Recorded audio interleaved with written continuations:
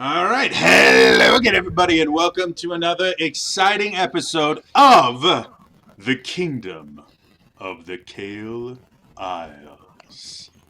For those of you that this may be your first time tuning in, this is my custom D&D campaign that I run with amazingly wonderful, awesome people, and Phaeton. So, Well, thanks. love you. I'm sorry we are so late tonight. I've been very, very busy with everything that's been going on. But after taking about a month off after recovering from that wonderful 48-hour live stream event, we are back. And last time, to kind of catch everybody up, the group all kind of got together after being contacted by a party and going to the Platinum City and meeting with Platinum Rapier Aethwin, who gave them this task where they needed to find this pirate ship and get him to stop being all piratey, because that's bad for business. I think we succeeded. Sure, if that's what you want to say. You can't pirate without a boat. Yeah, that's right. So, what ended up happening was they went to this kind of shanty town that they had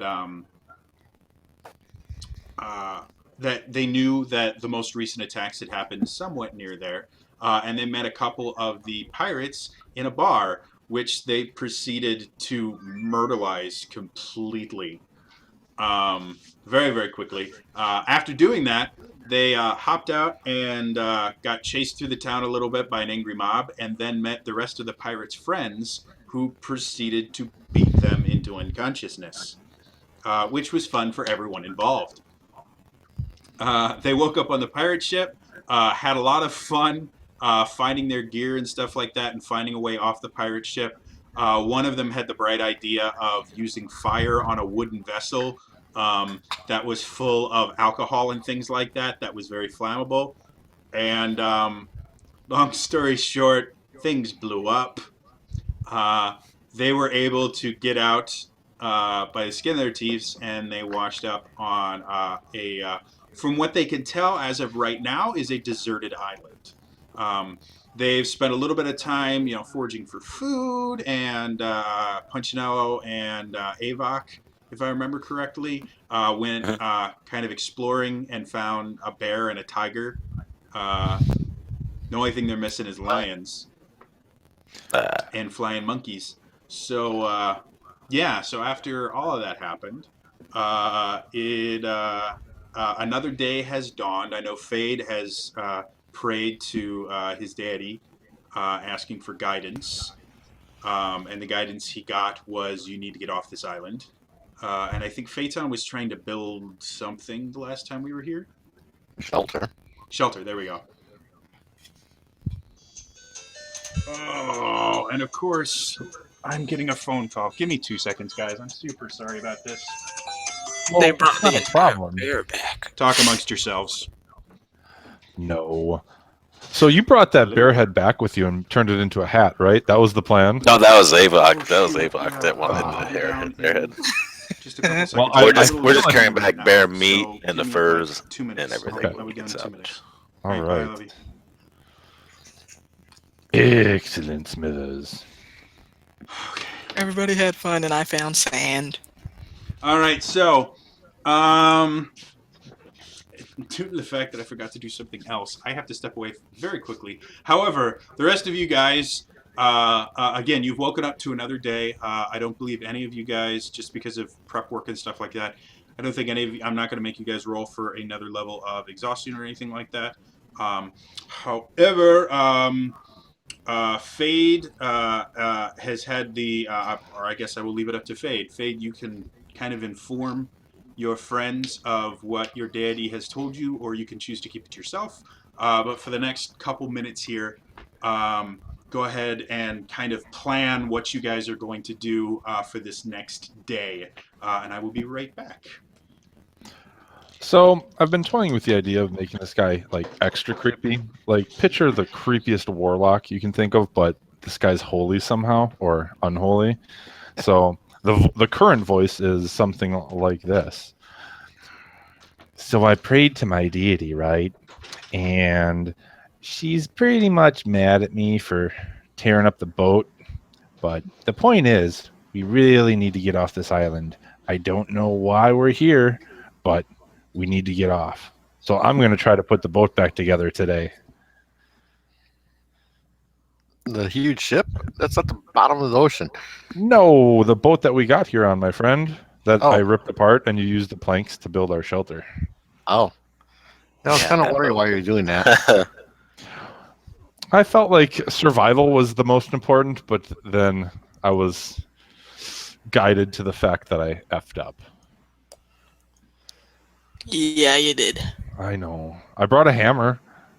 All I managed to do with it was break boards.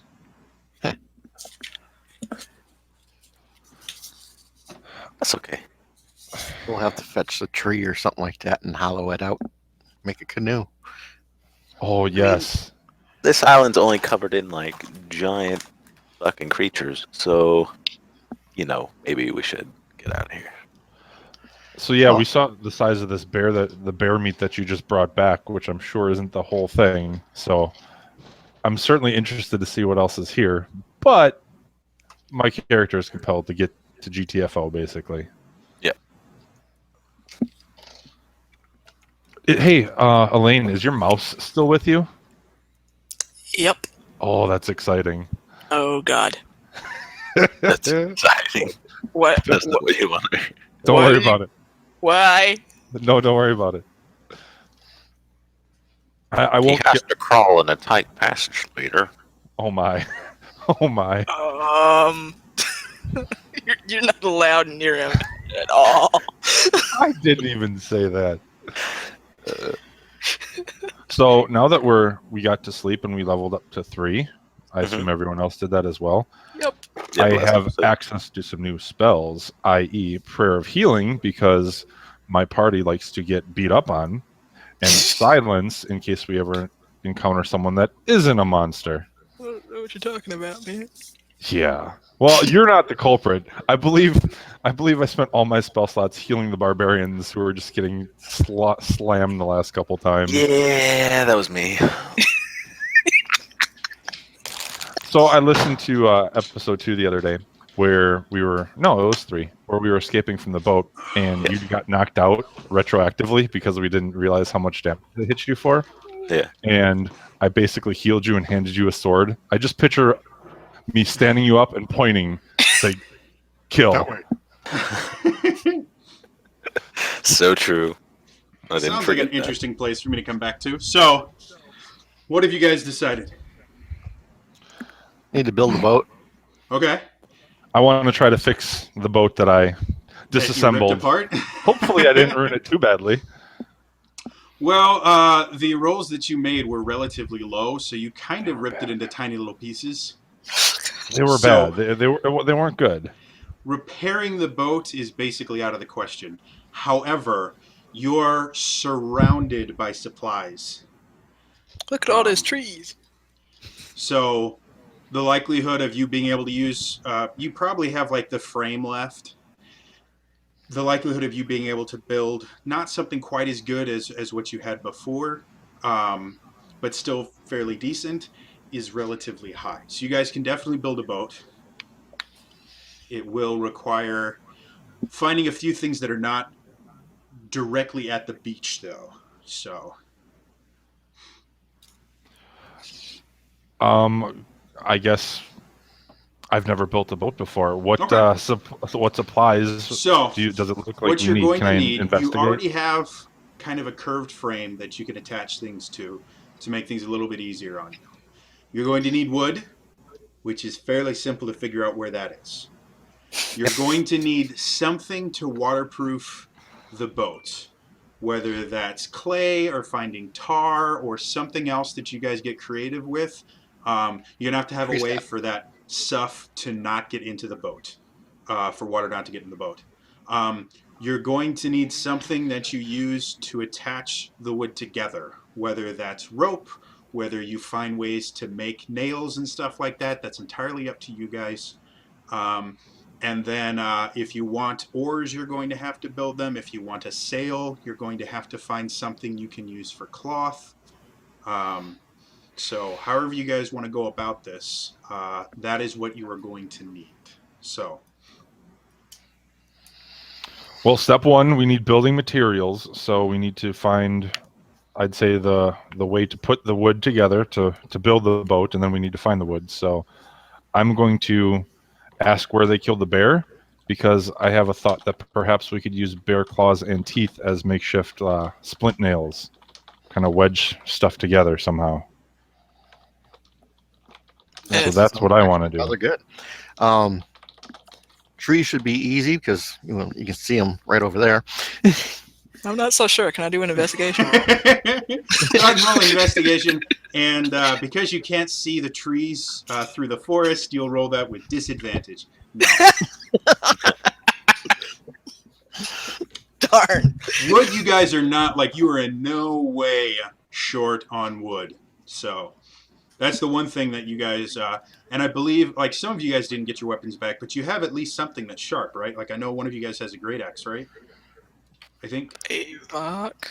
We have Avok had a great scimitars. sword. I lost my great axe. Okay. Avok As long as you have, stuff. as long as you have something with an edge to it, you're not going to have to build. I have a something. scimitar.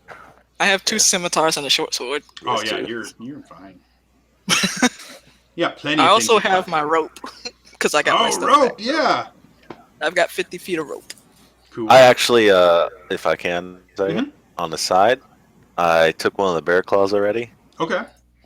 and fashioned like a little necklace out of it. Okay. Not a little necklace, but like kind of a Joker thing.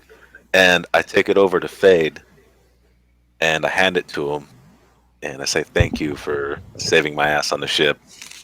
And I know your people don't, associate with other species too much, but thank you for saving my ass. I suppose you're welcome. What is this trinket you have here? I handmade it for you. I And I just accept. hand it to him. I take it and I start ripping it apart for the teeth and the claws, and walk over to the nails, walk over to the boards, and start hitting it with my hammer.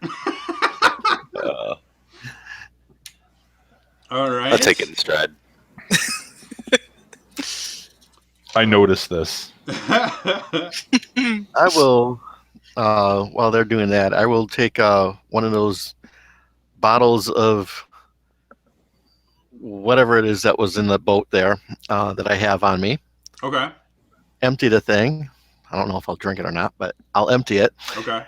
Go over to one of the trees and try to tap it and get some sap out of it Okay. of some quantity, so we could use that as a glue or waterproofing agent.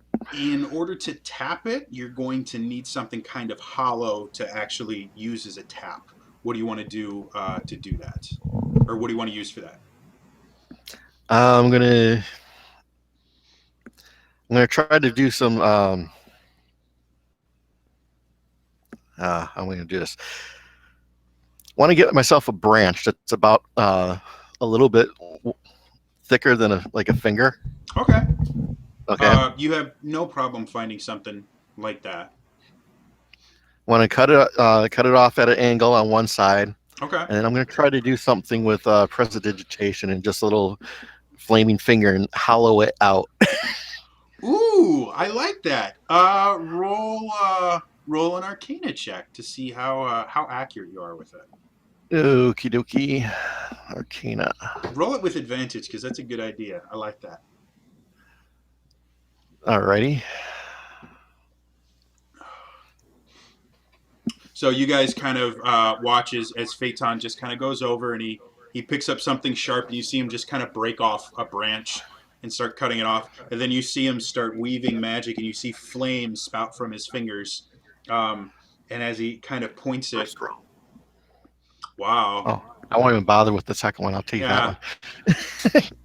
So, he gets a 24. And you notice that instead of just like flames kind of coming out of his finger, he kind of does one of these like, tss, tss, tss, and he has like a little mini blowtorch that he just like, he does the whole finger gun thing, and he's just like, and the fire actually seals the wood from the inside, making it actually a relatively good tap. In order for you to try to tap the tree, I will need you to make a survival check. Okay, dokie. And you'll have to borrow something blunt to hammer it in. So, I present a hammer to you. Oh, well, thank you. Actually, I'll hold it in place and let you hit it. Oh, that's a bad idea. But I agree. All right. Survival. Let's do. Still damn good. Even with There we even go. with your lack of experience in the wild, extensive experience, like you've been out of the Platinum City before. That's where you met your friend. Yeah. But you are not a survivalist by any shape of the word. However, No, I just read about it in books. Yep. You were able to kind of go over and you kind of hammer it in through more luck than anything else. You get a spot that's relatively good, and this kind of thin-ish sap. Like, it's not the thickest sap you've ever seen, but it is sap, and it starts going out, and you're very easily able to fill up the bottle that used to have alcohol in it. After about probably in less than an hour, you have that bottle filled. All right. The tree itself is actually still dripping a little bit more sap after that. It's not completely kind of tapped out. So, Well, if we need more, we can always tap another one. I have a thought. Okay. those are dangerous. I know, right? The cantrip mending Yes. repairs tears and cracks, Mhm. not big one. Could Yep. I somehow try to weave boards together by focusing on like a small area at a time? You would have to find two pieces that were connected before. Like, you couldn't just take random pieces and put them together. So the Okay. difficulty in that will be finding the pieces that actually fit together. And I will let you roll. Let's call it history, because you're trying to kind of remember and fit them together. Okay. For that. That won't go well, but let's have a shot. The mending cantrip itself, I believe it takes a minute, but it's a relatively, like, you know it really well, so you could keep doing it over and over again. With a 7, you sit there, you kind of go through the different pieces you found. You keep trying to mend it, and you keep doing that, but the magic just doesn't seem to be affecting it as well as you would like. Okay. I should do 2 little splinters, and you got a toothpick now. That whole process takes you about the same hour that Phaeton spent tapping that tree. You've been spent trying to find these things with very little success. What about the rest of you guys? I'm going to chop down a tree. All right. Not the one that got the tapping it. Go ahead and roll an athletics check for me. Ooh, got it. 13. 13. So you have little trouble chopping down. You actually get through, in the hour that these guys are spending that, you actually are able to get through about 3 different, not like massive trees, but fairly good sized trees that you're able to fell within an hour without too much difficulty. So yeah, now you guys have 3 trees that are now on the ground, and you have sap, and you have very frustrated Fade with a couple of splinters. Did you guys skin that bear? I believe I did. I think you did. I think to get the head, you had to have skinned it and get everything else. Yeah, he Part of the wanted, harvesting. he just I butchered think it. you got food from it as well. Like, there's nothing left of that bear. You took everything. Yeah. Okay, so the skin could actually be waterproofed and used as a lining for the boat. Yeah. Didn't we have an oilcloth that we used as the top to our lean-to as well? Like something Yeah, survived we the did. ship. Yeah, you guys had an oilcloth, which is another thing that not completely waterproof, but water resistant. So Okay. All right. You would not want to rely on that completely to keep water out of your boat, but it would definitely help. With the fact that it's cloth, if you guys want to build some sort of sailing apparatus, that is another use for it. So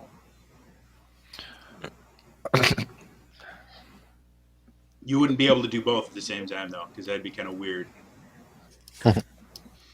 So, I was thinking the bear skin could be used as a waterproofing agent. We could still use the cloth for a sail. okay. So I think we have to make oars yet. Some mode of transportation besides the sail, just in case. Yeah. So I will. We need do a that. rudder. Building the oars is something that's actually relatively simple for you guys. You get a bunch of sticks together.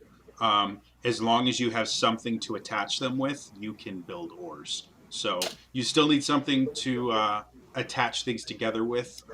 You can try using the sap, or you have rope that Elaine has, or you can come up with more creative ways. Obviously, the bear that you took everything from would give you access to sinew and stuff like that if you want to try and process that into something you can use.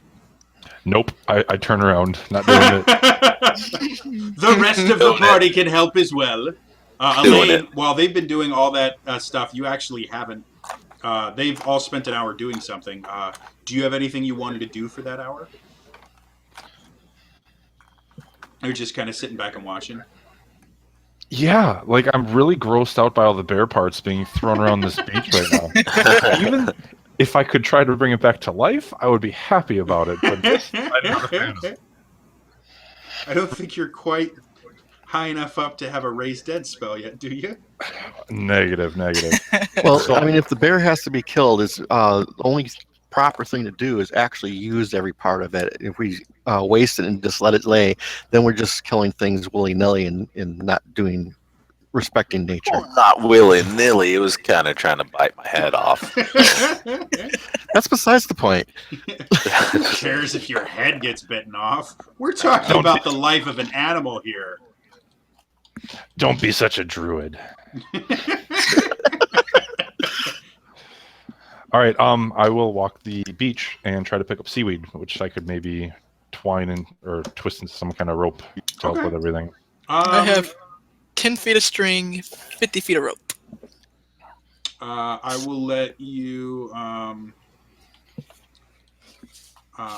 will let you use investigation or survival to find your seaweed.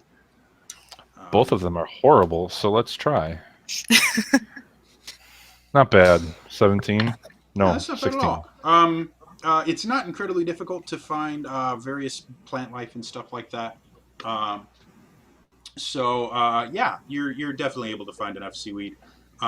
It's not going to create an incredibly strong rope. It's just, seaweed in general is not even, treated and stuff like that. It's just not going to create something really strong, but it will work. We'll just use it to double up on everything. Hopefully make things a little stronger. Okay. Oh, man, I feel like there's something on this island we need to know about. I don't want to mess with that. You can explore the island more. You guys have really only gone maybe a couple of miles inland from this beach. Yeah. Well, I did climb to the treetop, so I saw half the island. Yeah, but as far as actually, you've seen further than you've actually been. Yeah. And you've seen that most of the island that you could see was either high rocky area or completely overcovered with tree cover. However, that doesn't mean that there's nothing underneath the trees. You just know it's a heavily wooded area. So. And I couldn't see over the mound, to the other half of the island. There's a big old tall mountain. There's another side of this island. It's not massive, but we're still talking about a good, 5 to 10 feet walk or feet. My word, yeah, it's a 5 to 10 foot island. I'll do it right now. Hot skip and a jump. You're talking 5 to 10 miles long island, and at least about 4 or 5 wide. So it's got a bit of space to it. It's not massive, but it's big enough that it'll take a little bit of time to be able to go through all of it. I can have my bird go fly about Nice. to report anything of interest. That's another very common thing to do. So again, the only issue you have is once it gets beyond 100 feet, it can no longer communicate with you. It doesn't necessarily have to. It's just flying about, and when it comes Mhm. back, it'll report in. Okay. If it comes. Don't say that. Because Yeah. even though it looks like a bird, it's not actually technically a bird. So, Elaine, did you have anything that you wanted to do while these guys are kind of doing other things? You just kind of standing around waiting to help. Waiting to help because Gotcha. I am completely out of my element here. So are the rest of us. If you need to, if you need me to steal something from a bear, Yeah. I'm there. All right, so you guys have enough rope to be able to lash quite a few things together. If somebody wants to treat the bear hide to turn it into something that you can use to waterproof, that'll be a survival check. Otherwise, I'll just have you guys make acrobatics or athletics checks. I would To think we could use the sap in order to try to do waterproofing. I'm not really sure if that will work, but it's something we it can will try. help. Sap has water in it. Not when it dries, though. Well, yeah, that's what I'm saying is that you would have to find a way to remove the water, either through boiling it. You can try and let the water just naturally evaporate out. That will take quite a bit of time. So, however you guys want to do it, it's up to you. I just tell me what you want to do, and I'll tell you what you roll. I was gonna make rope out of the bear intestines. Okay, you'll have to treat that with a survival check. Making the rope itself is actually really simple. It's Okay. just treating the sinew. Yeah. 4. 4. So you try. You actually waste about half of the intestines trying it and kind of failing. You can try again in a little bit, but as of right now, you really haven't created anything that's worth too much. Okay. Anyone else have something that they want to try? You mentioned there were supplies all around. Is that like washed up from the boat that we blew up? That's a fantastic question. Go ahead and roll an investigation check with advantage because it'd be kind of easy for you to see. I accept.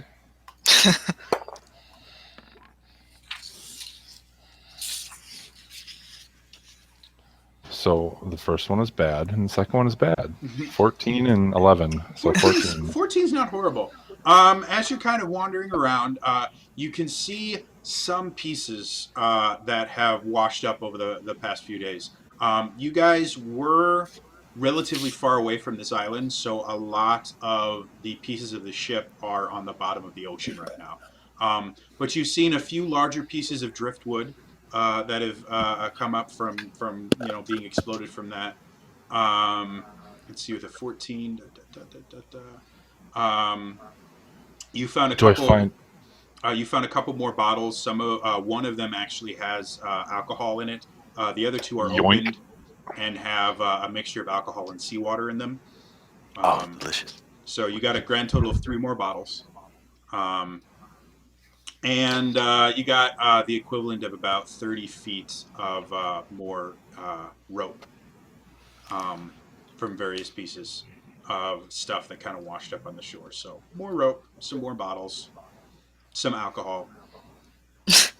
I report back to the team and give my little buddy who made me a necklace a bottle of alcohol. Yes.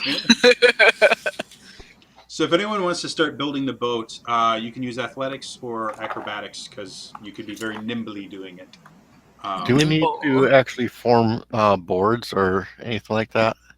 You guys don't have like a planer, so creating boards and stuff like that would be a little bit outside, especially since none of you guys are carpenters.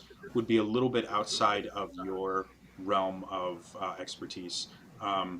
basically what you guys are going to be doing is kind of chopping up the almost like wood chipping the trees into large board-like shapes and adhering them together somehow. So Well, I'm going to go ahead and use some athletics to try to smash parts together. works for me. That'll be kind of binding things together with rope and stuff like that. Just stop touching. I'm the worst Aladdin I ever. have found that the random number generator built into Roll20 tends to roll on the low side. To give you an example, I made 126 rolls. One of them was a nat 20. 6 of them was a nat 1. So, Check. Yeah, Done but with Jody, that. that's just your curse. yeah, that's I just exactly what roll. it is. I just That's roll. why I generally roll real dice because random number generators have never done well for me. You are Neither does able real to dice. fit a few things together. It's taking you a long time. You're able to get probably about half the boat built, but it took you about 4 hours of pretty intense work to get it that way. And I'd like you to roll a Constitution saving throw for me. I will do so, but I would like to point out that that is the hardest work I think I've done in weeks. So Or ever. 12 plus 2, 14 No, again. you're fine. You are very much tired after it, but you're not completely to the point of exhaustion. While he's doing that, what are the rest of you doing? Um, I would also like to roll athletics and help with the boat. Okay, go ahead and go for it. You can also choose to do acrobatics if that's better for you. It's not gonna matter. I rolled a natural 20.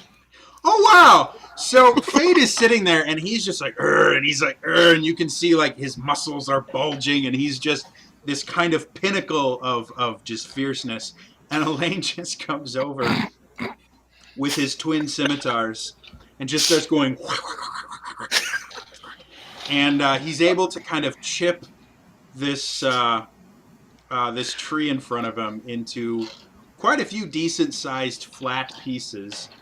And while Fade is like hammering with non-existent nails and just doing everything he can to try and get this to work, Elaine's not even breaking a sweat. Like he's just like da, da, da, da, and he's tying stuff together and he's attaching it and I see this happen, and I just walk. I just throw everything in my hands down and walk away. It was you. So Elaine didn't get started until about 2.5, 3 hours of Fade already working. And so in the remaining hour before Fade just went, table flip, Elaine was able to finish off the other half of the boat. It has form to it. It currently leaks like a sieve right now. But it does have form to it, and you guys have used rope and a few other things that you've kind of salvaged from the beach to turn it into a shape that looks kind of like a boat. Kind of like a boat. Kind of is better than not. Yeah. You used Fade. You used all of the 30 feet of rope that you kind of harvested from the beach. Sure. And Elaine, you used about 20 feet of the rope that you had. So I got 30 left. So you guys kind of have a boat. What else do you guys want to do? I'm gonna try one more time on the intestines, Okay. Another survival check for you. and then I'm sure that probably won't take me too long. Mm-hmm. With the remainder of time, because we're talking about like a span of 4 hours, Mm-hmm. I'm gonna look for clay also after that. Okay. So we'll start with the intestines. 17. 17. That's good enough. You're able to use the rest of the intestines and other kind of internal organs that will work for this. Harvesting things from joints and stuff like that. And you're able to add another 20 feet of rope, sinew rope. which I think is actually a ton, but whatever. It's an easy number for me to remember. And then after doing that, finding clay and stuff like that is basically as simple as digging a hole. It does take you to cure the sinew and everything like that, and then to weave it into ropes and stuff like that. That actually does take you a good like 3.5 hours. Okay. So in the 30 minutes that you have left while the rest of these guys are doing stuff, do you have a particular area that you're trying to dig for clay? Like dense kind of jungle area. Okay, so you go inland a little bit. Yeah. After digging for a little bit, you find. Go ahead and roll me another. Yeah, I'll let you pick survival or investigation. I don't have Either any of them. advantage of either. Yeah. I'm just gonna roll a number. I'm gonna tell Okay. you. 10. 10. All right. You're able to go down.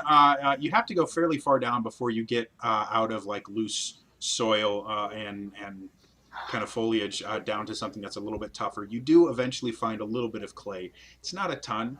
You're probably looking at 6 or 7 pounds of clay.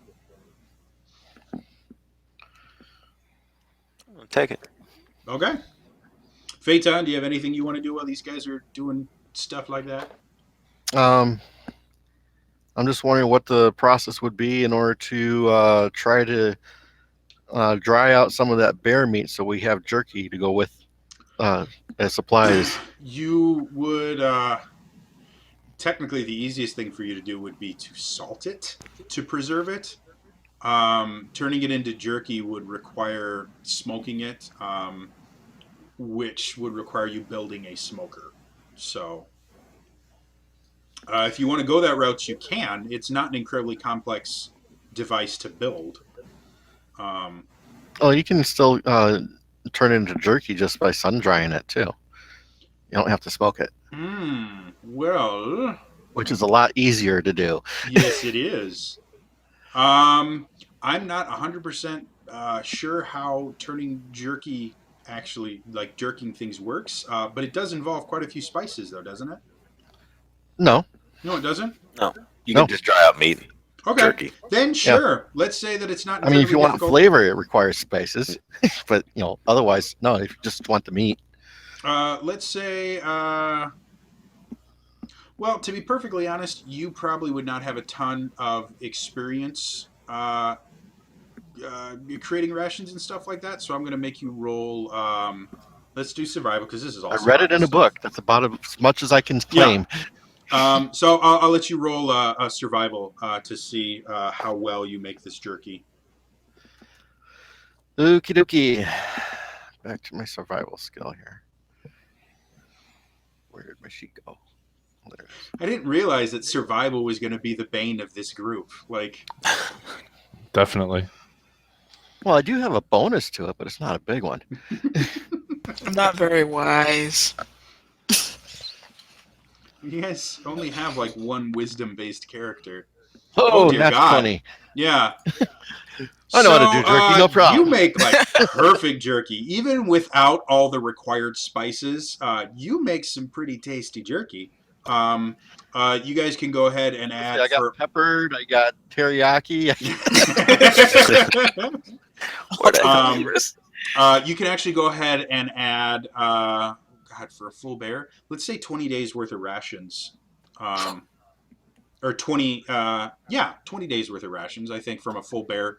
Turning it into jerky, you could at least get that much, especially with a natural fucking 20. Okay. That's total for the lot of us, or just You personally have just created 20 days worth of rations, so you can split them up however you would like. Okay.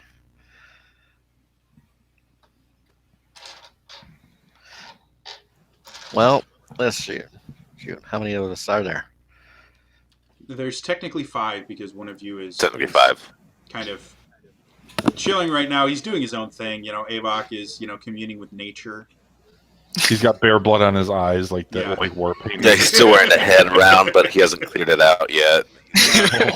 Little bits of brain are just kind of drifting Basking. down. Yeah, he's just cruising around. No biggie. Unless you So want basically, I'll spread out 4 days worth of rations to each of you. Okay. Cool. So you guys, and this is like full rations for 4 days. So like 3 full meals for 4 days. Obviously, you can spread those out to longer if you ration the rations. Um, I'll do that. but that involves being a little bit underfed and having to worry about exhaustion and things like that. So I should be used to that. yeah, I'll give you advantage on hunger checks. Another quick question. Yeah. While this stuff's doing its drying and whatnot like that, see, I'm doing such a great job. Is there any coconut trees around or banana trees I will let you uh, do an investigation check for those. or oranges or lemons or whatever? Just looking for Let's fruit see. in general. Yeah, basically something to supplement. Coconuts would probably last the longest though. Investigation is that's a good one. All right.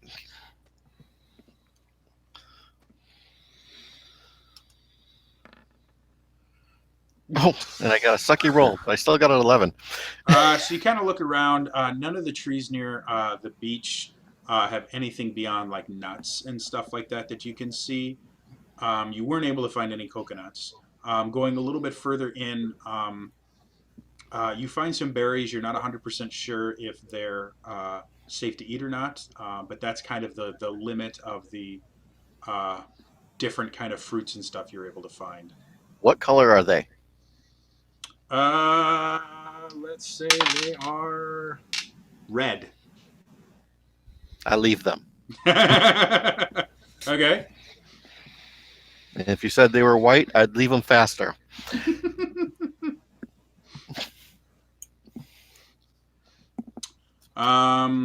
Okay, you I mean, guys with few have exceptions, red or bad. you guys have a boat.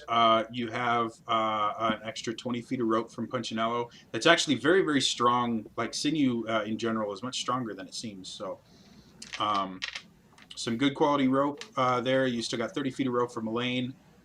You've got a bear skin that nothing has been done with, and you've got a bottle full of sap.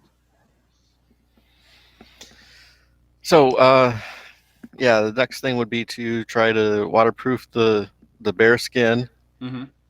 and put it in place in the boat in order to seal the boat. Sure. That will be. It will take multiple people to be able to do that effectively. So, who wants to help? Yeah. Well, it's kind of my idea, so I should. Okay. So I've got Phaeton, Punchinello, Elaine, Fade. You guys want to help out? Sure. I think Fade's still raging. I think I went for a walk down the beach at this point. Okay. All right. So I need survival checks from all three of you guys as you try and kind of waterproof this and cure the leather itself. 4. 4. Okay. 13. 13. And a 10. You work. It takes you probably close to Super waterproof.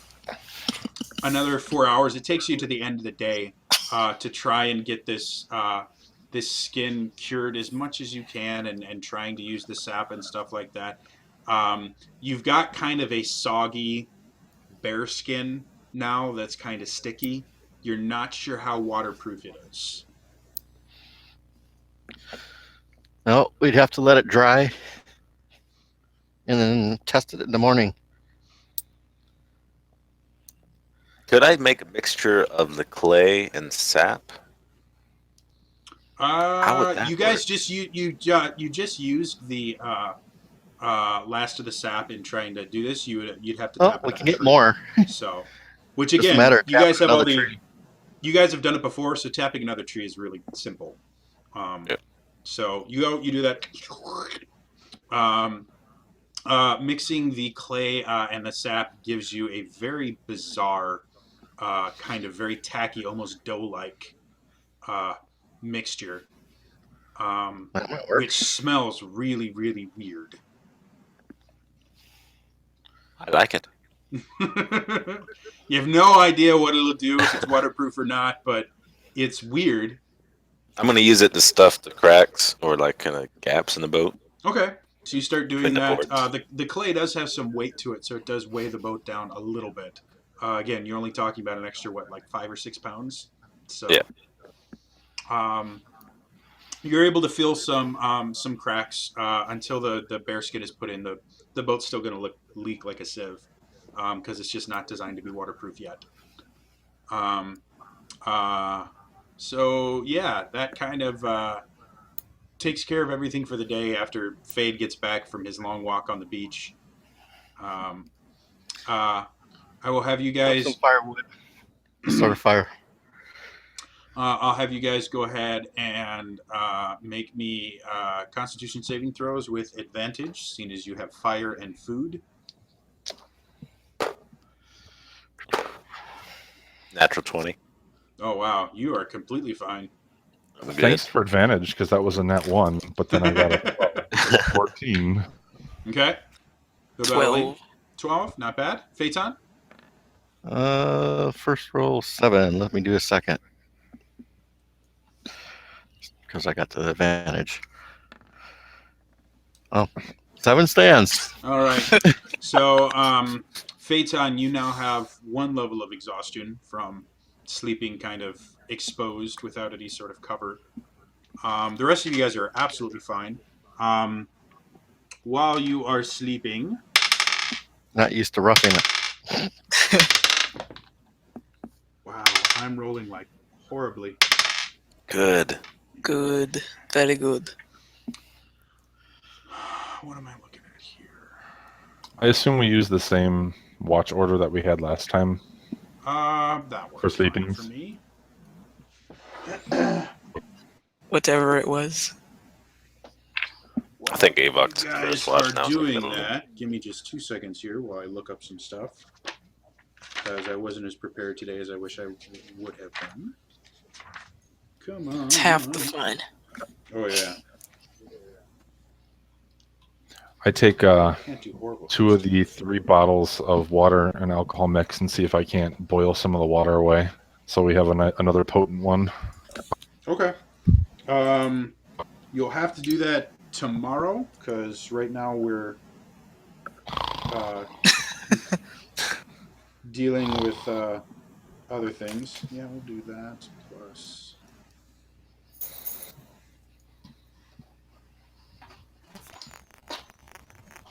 I can do that. That works fine.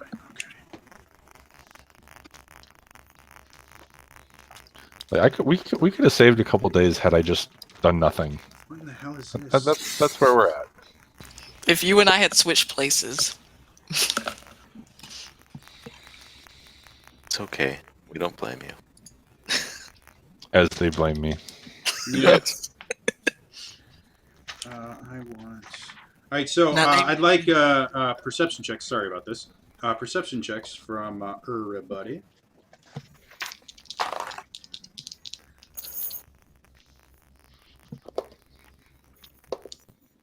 Oh, 24, baby. Made with disadvantage because you.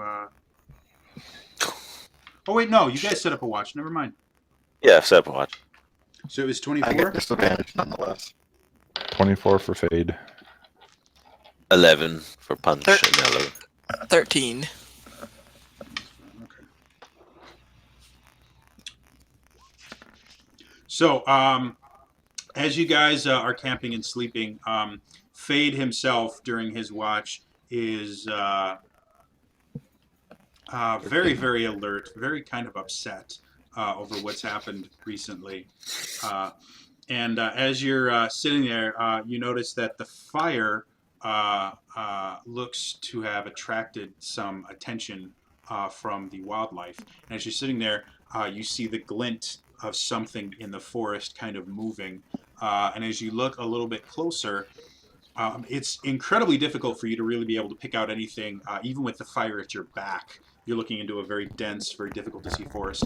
But you see this kind of reflection at one point of fire off of what looks like eyes, and then you see these two ginormous tusks um, opening from a very tooth-filled mouth. And I'd like everyone to go ahead and roll for initiative for me. This is where I fail every time. Fade was able to kind of scream and tell you guys that bad things were happening, so they don't get a surprise round. However, if I had rolled one higher, they would have. Oof. Oh God. Sounds like you guys are doing really, really well.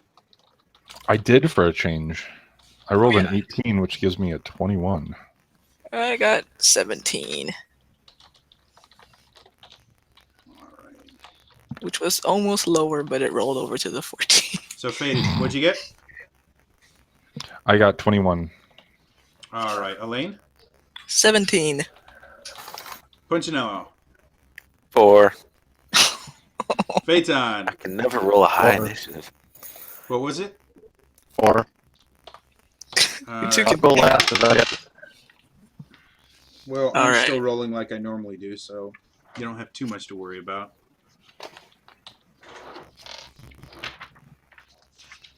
Helps if I go to the right page.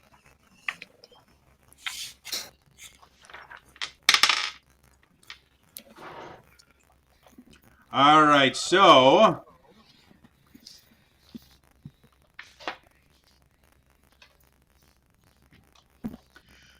Fade, you're up first. You can see this large cat. Looks very much very tiger-esque. It's got what look like tusks on it. So, what would you like to do? I alert the party that there's a giant cat coming for us. I You then also see there's another smaller form. They're both about 30 feet away. It looks like a smaller cat-like entity. It's a little bit harder to see just because it's not as big. main threat. I will throw my hands up and cast Ray of Sickness at it. Oh yeah, with a 25. 25 definitely hits. 24, No matter- 24, 24. I don't but think I still. can roll high enough to do anything. What's that saving throw? Con save. Yeah, forget it.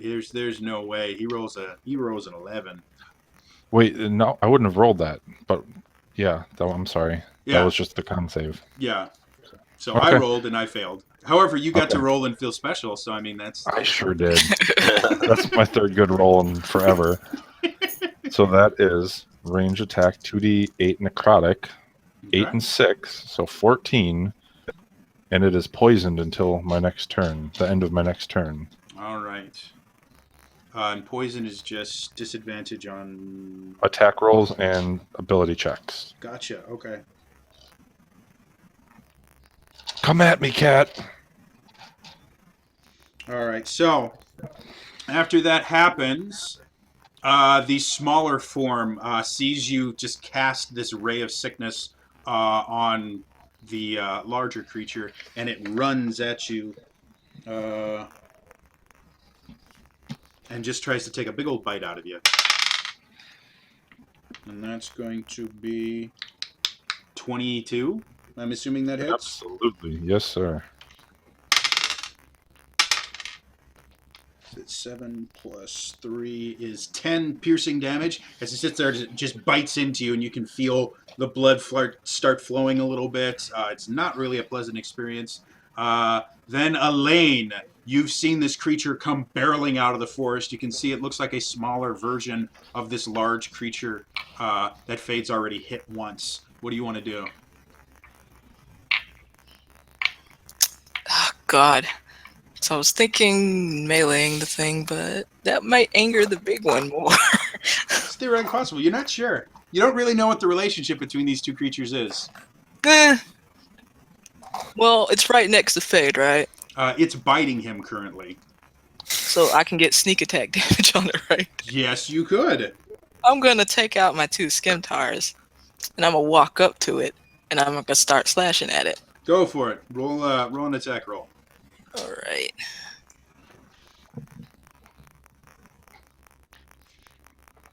18.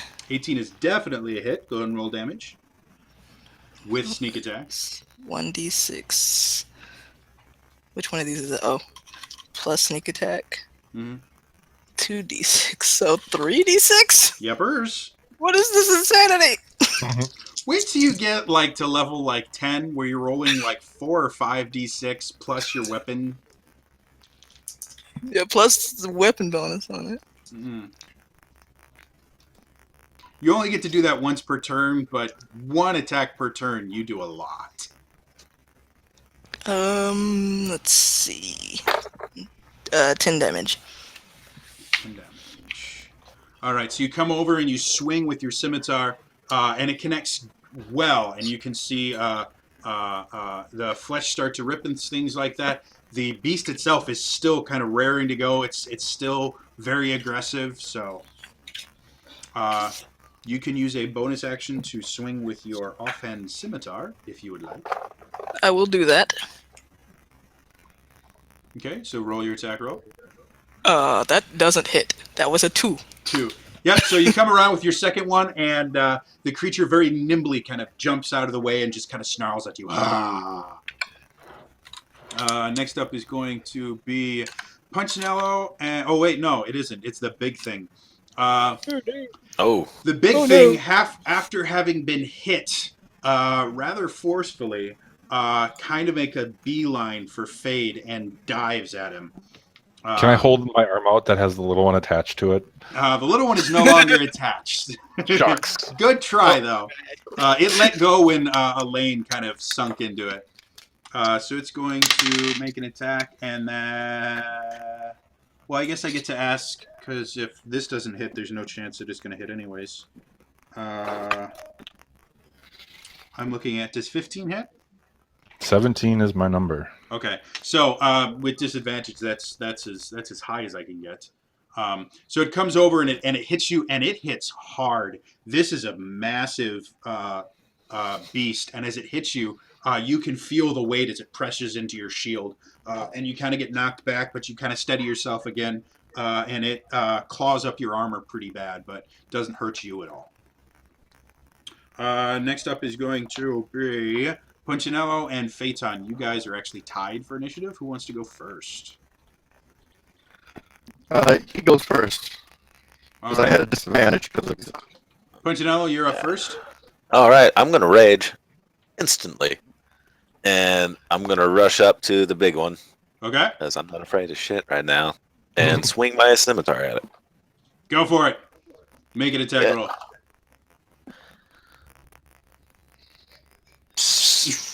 Yeah. 11? So you come up to this very large beast, and you kind of take a swing at it, and you notice that just barely kind of moves out of the way. You take a few hairs off with that swing. And that's it for me. All right. And then finally, Phaeton. I am going to wave my arms around and give a good point at the big one. Okay. And launch magic missile, casting at second level. Okay. Go ahead and roll damage for me. Yes. So that would be 4 of those. Huh. I'm just wondering how this is going to work for a boss. Well, it's the same as... I'll do +4. Like that. This would be a total. Nice. That works. Yeah. So, damage. So it's 18? Yeah. So you sit there and you cast these bolts of magical energy, and they come and they hit hard. You notice the first one hits this large beast, and it cries out in pain. The second one hits it across the jaw, and you start noticing blood begin to trickle. The third one hits and actually breaks off one of the rather large tusks in the front of its mouth. And the fourth one hits it right underneath the eye, and you can see actually cuts the eye itself to where it's bleeding pretty heavily from its face. It starts to kind of cry out in pain and agony, and it does not seem to like you a whole lot. Next up goes back up to Fade. Fade, you have 2 friends in front of you. The big one just came at me, so I'm going to use a second level inflict wounds, which is going to be good if it hits. Mhm. Because I roll. Please hit. 18 plus 5. 23. That was actually too high.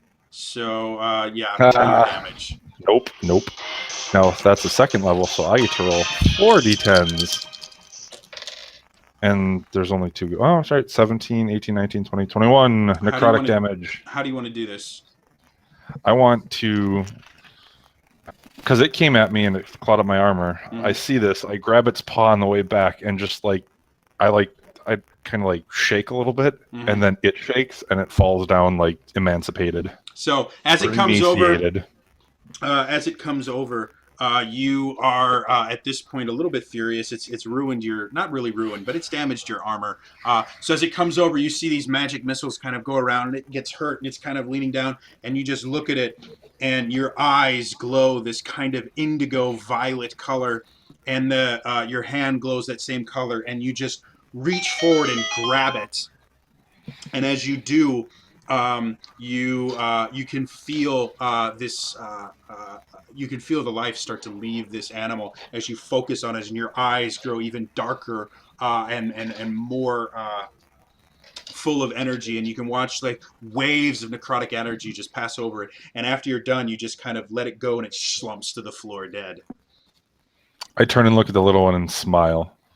Go ahead and roll an intimidation check for me. Yeah. 12. Do I have anything? 13. 13. It seeing that and having already taken a little bit of damage, starts to kind of run away. Fade, you actually get an opportunity attack as it runs. Yeah. 8. 8 plus 13. That's actually still a hit because they have very low armor class. So this is with my longsword, one-handed. Okay. So that is 3 plus 3, 6 slashing. All right, so it takes a little bit of damage as it runs off, tail between its legs. After seeing it and feeling just the unnatural nature of that spell and being right next to it, it decides it's best for it to leave. Technically, Punchinello would have an opportunity attack as well. Doing it. Me too. I could get one too. Oh yeah, you're right next to it too. Everybody's there. Everyone just roll. We're all right here. It may not survive. Phaeton's the only one that didn't get up close. 17? 16. 17's good. 16's good. Roll damage.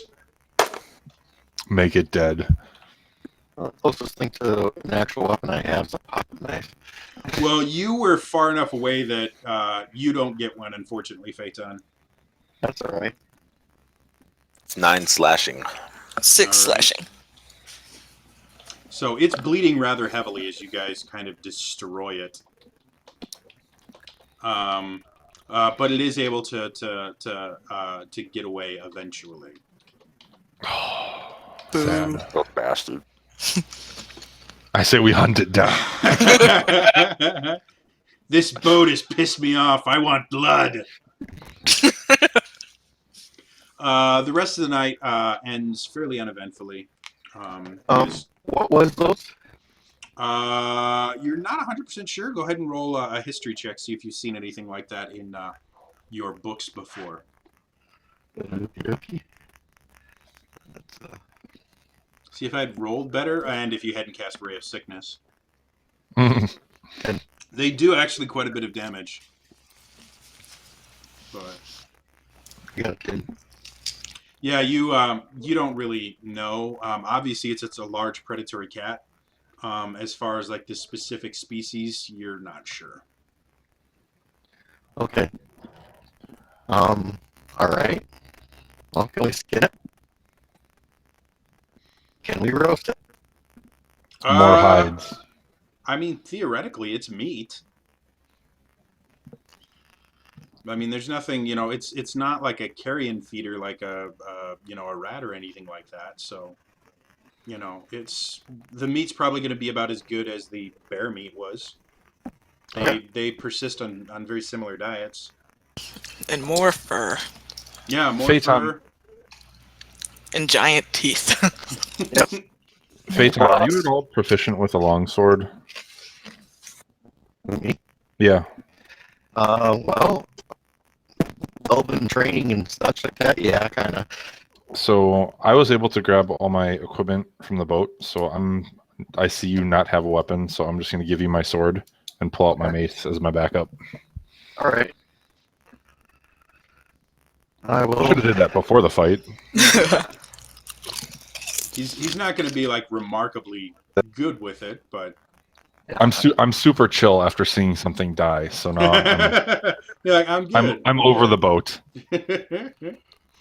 So, like I said, the rest of the night passes without too much issue. You guys, if anyone wants to, turn the cat into jerky, it's not quite as large as the bear was, but it's still, it was a large sized creature, so it's still pretty big. Anyone can do that. Otherwise, whoever wants to can actually take the boat out a little bit, see if the kind of tacky bear pelt that you guys made was enough to completely waterproof it. Um, as you take it out, you notice that the bottom of the boat starts getting damp. After you're out there for about 20, 30 minutes, there's no water, actively pouring into the boat, but it doesn't seem to be 100% waterproof.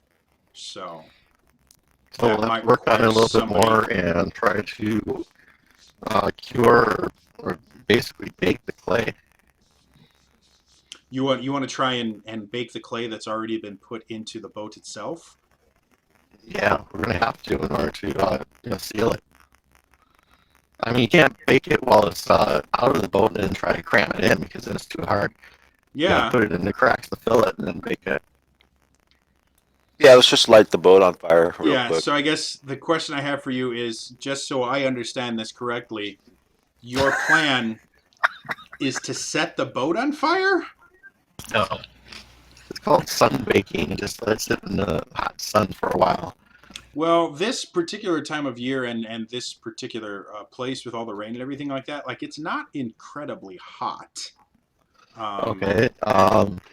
To sort of try to complement that some. Oh dear. And sunbaking hang on. itself is not something that can, like, that's going to take a Yeah, it's going to take time. It's not going to be a couple quick of thing. days at least. So Da, da, da, da, da, da, da. however, I guess you guys would have noticed after I testing need- it, the areas that Would- uh, the areas that the clay was in was not where the boat was getting damp. It was specifically the areas that were just covered by the bear pelt. More plan then. Would any of this fur, either the bear or the cat's fur, count as fleece? What spell is that required for? Every illusion spell I got. Oh. Technically, fleece is like wool. Like it's cheap. It's an animal hair. Yeah, I guess sure. You can find a way to turn that and use it as fleece. Okay. In that case, I have a way of making it intensifying the heat from the sun. With an illusion? An illusionary magnifying glass. Yeah, but the illusionary magnifying glass doesn't refocus, like it doesn't have a lens or anything to it. It's just, magical image. Well, illusionary mirror would reflect light. So you can see Technically, yourself. technically it wouldn't reflect light. What it would do is make it look like it reflects light. The illusion itself has no mass, and it True. has no properties. Like light technically passes through it, but the illusion kind of covers it up. So, yeah, an illusionary magnifying glass would not be able to do anything because it's a hologram. It's not even made of light. It's made of, magical energy. So after the cat attack, Mhm. that was during the night, It correct? was during the night. Yep. Were we able to finish a rest? Yeah, you guys have a long rest. Then It happened we're towards the the next end day. of the night, so Okay. it's the next So we're day. testing the boat. It's still getting damp over one of the pelts. The cat pelt seemed to hold up better. You guys didn't put. You guys haven't treated the cat pelt or anything, so all that was in there was the bear pelt. You're right. Okay. Um, More clay sap mixture. Sure. I'll start digging. All right. Go ahead. And anyone that wants to dig for it, go ahead and make.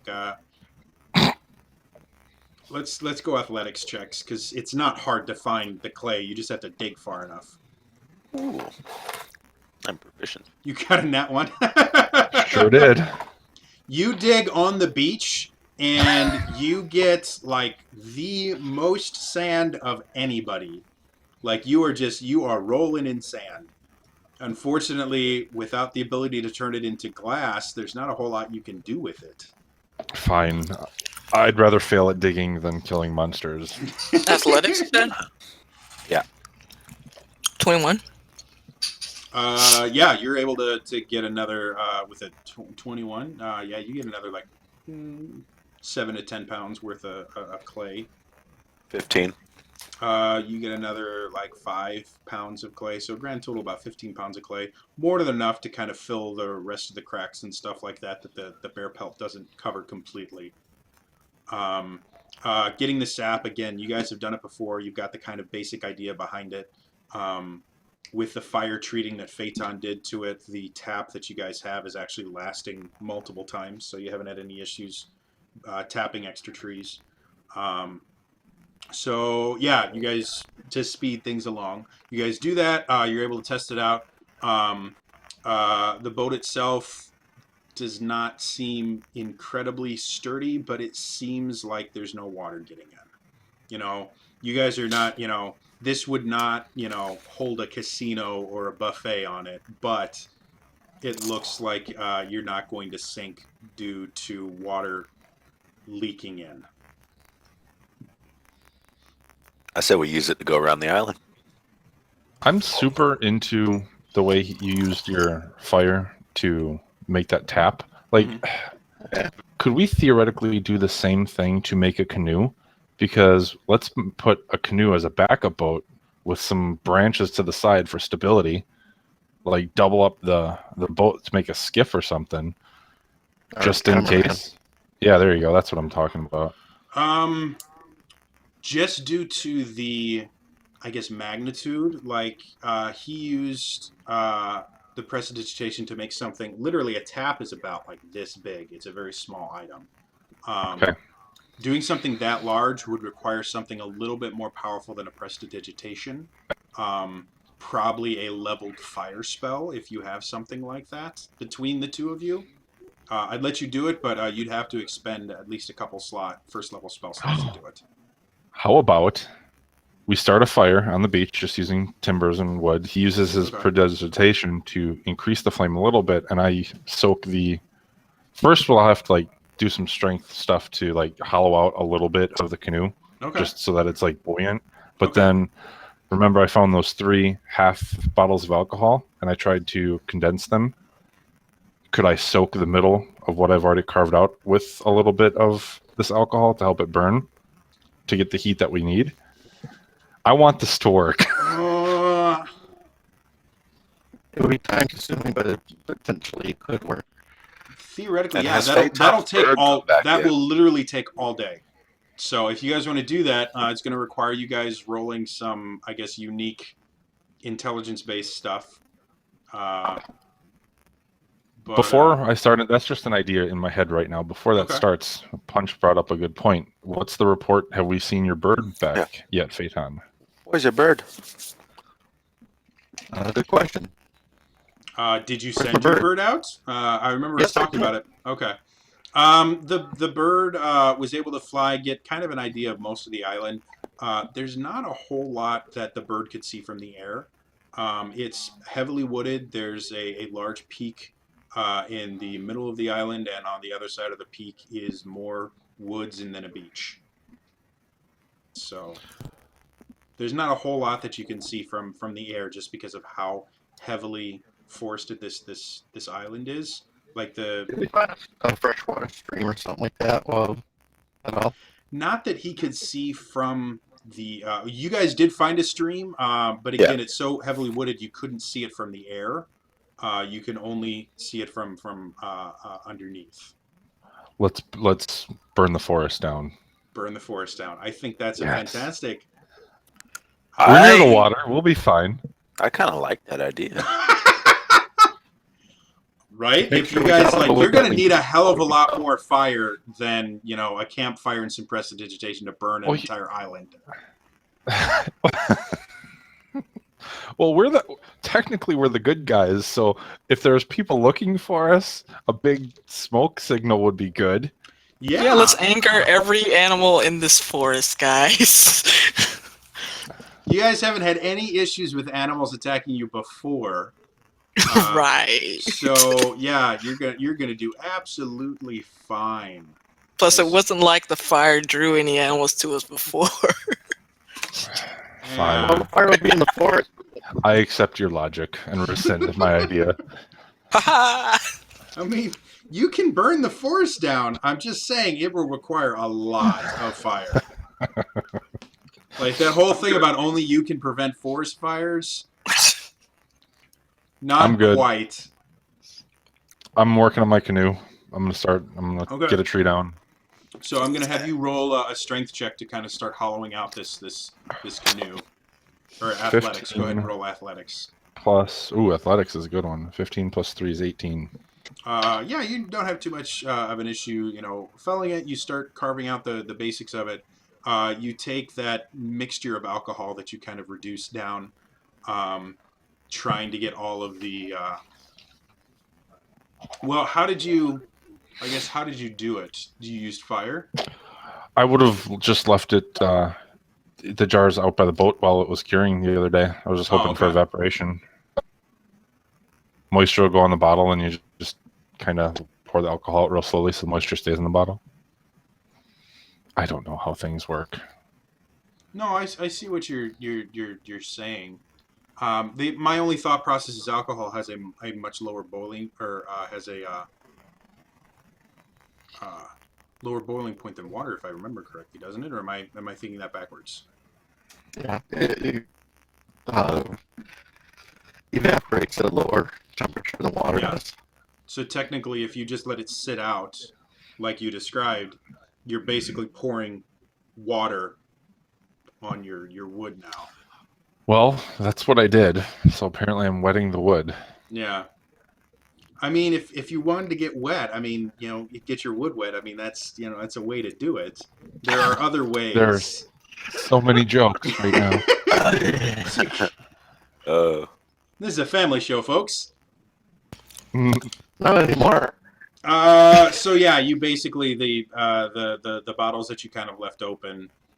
You've got you technically have vinegar, Okay. because that's what happens to it turns into vinegar. I eat some jerky after a hard day of hollowing a log. After And I spending still have the bottle of alcohol, uh-huh. and I see how frustrated he is 2 days in a row now. Yeah. And I just hand him back the bottle and walk away. Because that one was Oh, still yeah. sealed. There's this. Yeah. Side note, were we able to jerkify the cat thing? Let's say yeah, you guys succeeded on your last one, so you would already have kind of a familiarity to it. So, and due to the fact that it's not incredibly difficult. High five, Phaeton. Add another, again, not quite as much. This will only be 16 days worth of rations as opposed to 20. So, You get the extra. You made it. Yep. All right. I won't argue. all right. So it's So, another 3. Okay. so do you pour the alcohol on the partially? I don't want to say yes, but yes, I do that. Okay. So Then I go off to the side and make a fire. all right. So you make a Or fire. try to. Fire fairly simple for you to make. You have a fire. You have a log that's been partially hollowed out and is now covered in flammable liquid. We're doing this in the sand near the water, just so Okay. that we're clear about this. Are there any So there's other water preparations nearby. that you make We before move, you start adding fire to this? we move the other boat far away, Okay. or we drag this far away. Okay, that's fine. So as you start adding fire to this boat, due to the porous nature of wood, the alcohol itself kind of gets absorbed into the wood itself equally, and the fire starts to catch and burn the wood equally. Not really hollowing it out as much as it is just consuming this partially carved canoe. I, I want mending to work. I want to try to mend the outside of it as the flame burns out on the inside. So I'll just like walk around it, and Oh, because that's it's one piece of interesting. wood. Yeah. I will have you. First of all, I want you to roll a Constitution saving throw to kind of deal with the fact that you are putting your hands on hot fire.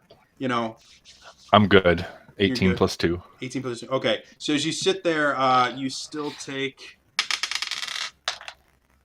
3 points of fire damage as you do this. Now roll an Arcana check to see how well you can kind of control the mending aspect of it. 13 plus 2, 15. 15. So 15 to mend. or actually, you're wisdom based, aren't you? Yes, sir. Instead of make a I guess make a spell attack roll, I guess is what I should be asking you to do, because you're seeing Okay. how good you can kind of channel your divine energy. I will re-roll. Oh, not good. That's a total of 8 this time. Okay. So as you're sitting there kind of mending and watching it consume at the same time and doing what you can, your hands are getting burned. I like it. You are able to kind of mend the portions that are getting burned away because the actual material hasn't kind of like burned away and gotten lost in the atmosphere before you mend it. However, it takes you a very long time. It takes you a good 4 to 6 hours to be able to get this to fully work the way you want it to. And each hour you take more damage from this fire. So you add an additional 4 fire damage, Okay. then another 2 fire damage, then another 1 fire damage, another 2 fire damage, Okay. Now I'm getting sweaty. and another 4 Go fire ahead and take damage. hours. Burn some Okay. of your dice in the process to get some back. I'll heal myself when we're all done here. So a total of 16 fire damage, which I don't like, but I take it, which brings me down to something. 8. So I'm at 8 hit points when we're all done. By the end, you're able to take wet sand and stuff like that and kind of pack it into the canoe and get rid of the remaining fire. And you now have kind of a fire-treated canoe. Okay. You're not exactly sure how waterproof it is, but there's no cracks or holes or anything in it. So, All right. When we're done, can I just burn a heal to get myself not dying? sure, that's fine. All right.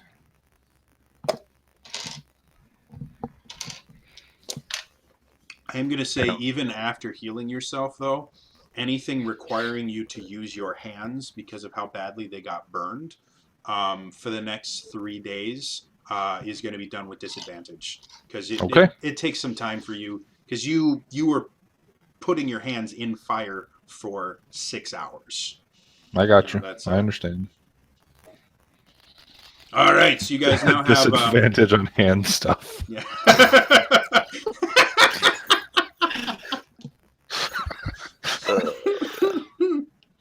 Okay. So you guys now have creating the rest of the skiff type thing is relatively simple. You guys have the materials there. You're able to do that. So you now have a boat and a canoe. The canoe is only large enough to fit about 2 of you guys, but it's still something. Actually, 3 because I'm a halfling. Oh Mhm. yeah, we have small people. So yeah, if Punchinello and I think you're the only small one, right? Everyone else is kind of Yeah. bigger. Yeah, everyone's normal size. Yeah. So yeah, Punchinello, Okay. you're a little bit smaller. You could probably kind of squeeze in. It'll be a little bit uncomfortable. You guys will be real close. I'll Uh, sit right in Fade's lap. Oh, you don't have to worry man. about Fade too much because he does have disadvantage on hand His stuff. So hands. I'm hands off. Hands off. All right. And we're attaching these things together like a catamaran, right? Yes, that's the Okay. plan. that's That would interesting. allow us Okay. a location where we could actually mount a mast of sorts and have a sail. And you haven't done anything with that oilcloth, so There you go. All right. Well, I'm not doing it. I'm like, guys, I can't do it. Look at my hands. I can't. I just can't. again, another thing that's relatively simple to kind of figure out, especially since you guys had a little bit of sea training when you were on the boat. Um, not too much difficult. So you guys now have this very makeshift, very kind of awkward sailing vessel. Um, it's not something that's going to be all that you're not going to be able to cross the ocean in this, but it looks seaworthy. So, what would you guys like to do now? Well, first thing I say, we take it for a test run around the island just to make sure that it's not going to leak and dump us. Makes sense. That way we're close Um, enough to swim back if we have to. It took you guys basically the whole day and actually a little bit into the night to kind of get everything built. So, do you guys want to continue doing something tonight, or do you guys want to rest and wait till tomorrow morning to do something? I'd like to rest up. Yeah, Okay. Constitution saving throws from everybody. Can I turn the boat upside down and just sleep under the boat or canoe? Well, since it has a mast, you wouldn't be able to turn it upside down now. Oh, what about the other boat? Oh, that as part of the canoe. Yeah, that's all. It's all connected into one kind of Oh, it's all vessel connected one. now. Okay. Well, seeing that one basically failed, and I know I'm having a disadvantage anyways, I'm not going to worry about rolling the second one. So you now have a second level of exhaustion. I mean, you get exhaustion. It's hard to get rid of it because you have disadvantage on the rolls in order to get rid of it. Yeah, it's a DC 10, so it's not horrendous. Oh my god. And technically, you do remove one level of exhaustion after an 8-hour rest. I rolled to see if you guys found anything. You got nothing bothered you tonight. However, since you gained another level of exhaustion during the night, you wouldn't be able to remove one. If you had made the save, your exhaustion would have been gone completely, unfortunately. So, the rest of you guys, what did you get? 9. 11. So, Elaine, you've got one level of exhaustion. Punchinello, 10. you're fine, and Fade's fine. So, Love it. sailing around the island, you go out. It's not an incredibly difficult thing for you guys to do. Again, you had a little bit of sailing experience, and due to the fact that the waves are really not all that high here, you're able to make it around most of the island. It does take you the entire day to circumnavigate the island, though. You notice that while the boat that you guys built is a little bit on the rickety side, attaching it to this canoe, which is much sturdier, has given you the ability for it to traverse relatively well. You don't see any signs of civilization as you kind of travel around. It looks very similar no matter which part of the island you're looking at. There's beaches, there's some rocky portions. You see a few animals here and there that make perfect sense to you. Nothing really stands out as you're going around the island. I would like to cast Detect Magic every once in a while, a Okay. couple times, just to see if I get a hint of anything awkward or weird. That is a good It's a question. very limited range, so it would Yeah, have to be. what kind of a range does that have? It's 30 foot, so I Yeah, mean, you wouldn't. if we're not even going to be, Yeah, yeah, I suppose you're we wouldn't be technically that not close. like you'd be scanning barely to the edge of the beach because you're not really Yeah, getting that close to the beach. I totally just lost my d20 bad job. because I'm I'll roll it awesome. for you. One, one, one. Oh, for Pete's sake, really? I know it's here. I heard it hit the ground. There it is. I normally have like 47 d20s with me because anytime they roll bad, I just toss them into the fuck off bag. But I have no idea where my dice are right now, so I'm just using the spare set that I keep in my bag. Okay. All right, so you guys look to have a relatively seaworthy vessel. Where do you want to go? Well, no, we don't know where we are really. You don't. You have absolutely no idea where you are. Sweet. And even traversing around this island, there's nothing within visual distance that would tell you where the next closest island would be. Well, I'm pretty sure since we had some sea training that Punchinello is amazed by things Mm-hmm. and asked how to navigate by stars. Sure, you can tell what direction you're going and stuff like that. Yeah. However, without knowing which direction land is going to be in, you may travel until you run out of, you know, stuff. So, I mean, if we had charts and sextant, you can pretty much figure out exactly where you are, but we don't have either. yeah. Um, I I would like to suppose. send my familiar out on jaunts out to sea for a number of hours and then come back and see if it can find anything that would indicate where we can. Technically, like sending your bird out before, it really only had to travel a couple of miles. Um, and there was always places where it could rest and things like that. Because even though it's technically a magical construct, it still is, it still has exhaustion and things like that it deals with. Sending it out over the sea, where there aren't updrafts and other things like that, it can't really get that far before Actually, it. there's a lot of drafts in the sea. But, I'm not going to quibble that. All right, there's nowhere for it to stop because it's not a Yes, swimming I will bird. agree with that. Unless it manages to find someplace. So it's only able to go out a couple of miles in any direction you send it in. And yeah, a couple of miles in either direction, you're not seeing anything. Like it can't get too far beyond your own visual ability, seeing as there's no mountains or anything. It's Well, it was something that allows us to see further than we actually yeah. can see. And You could kind of use it as see a something that- forward scout, but the island that you guys are on are far enough away from other islands that you're not going to really be able to figure out which direction just by using your bird.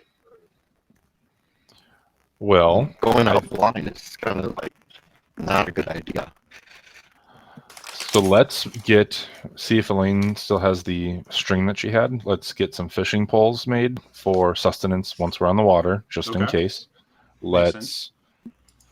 I guess I'll pray again and hope that I get a little more guidance. All I know is she's like off the island, Okay. but I hope she gives me an idea because I'll make another attempt to get some fruit and stuff like that in order to supplement the meat that we've gotten so far.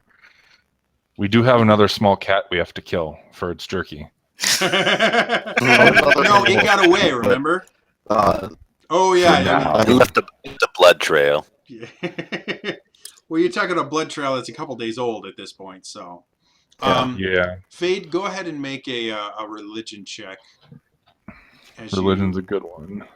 start praying to your deity, the dark. Okay. 13. So, as everyone else is starting to do stuff, you just kind of find a sequestered area. and you kind of kneel down. You draw the symbol of the Dark Lady in the sand in front of you, and you just start concentrating and praying for some sort of guidance. I cut myself and use blood as well. Just to make this really, really family Yes, friendly. yes. So as you're sitting there,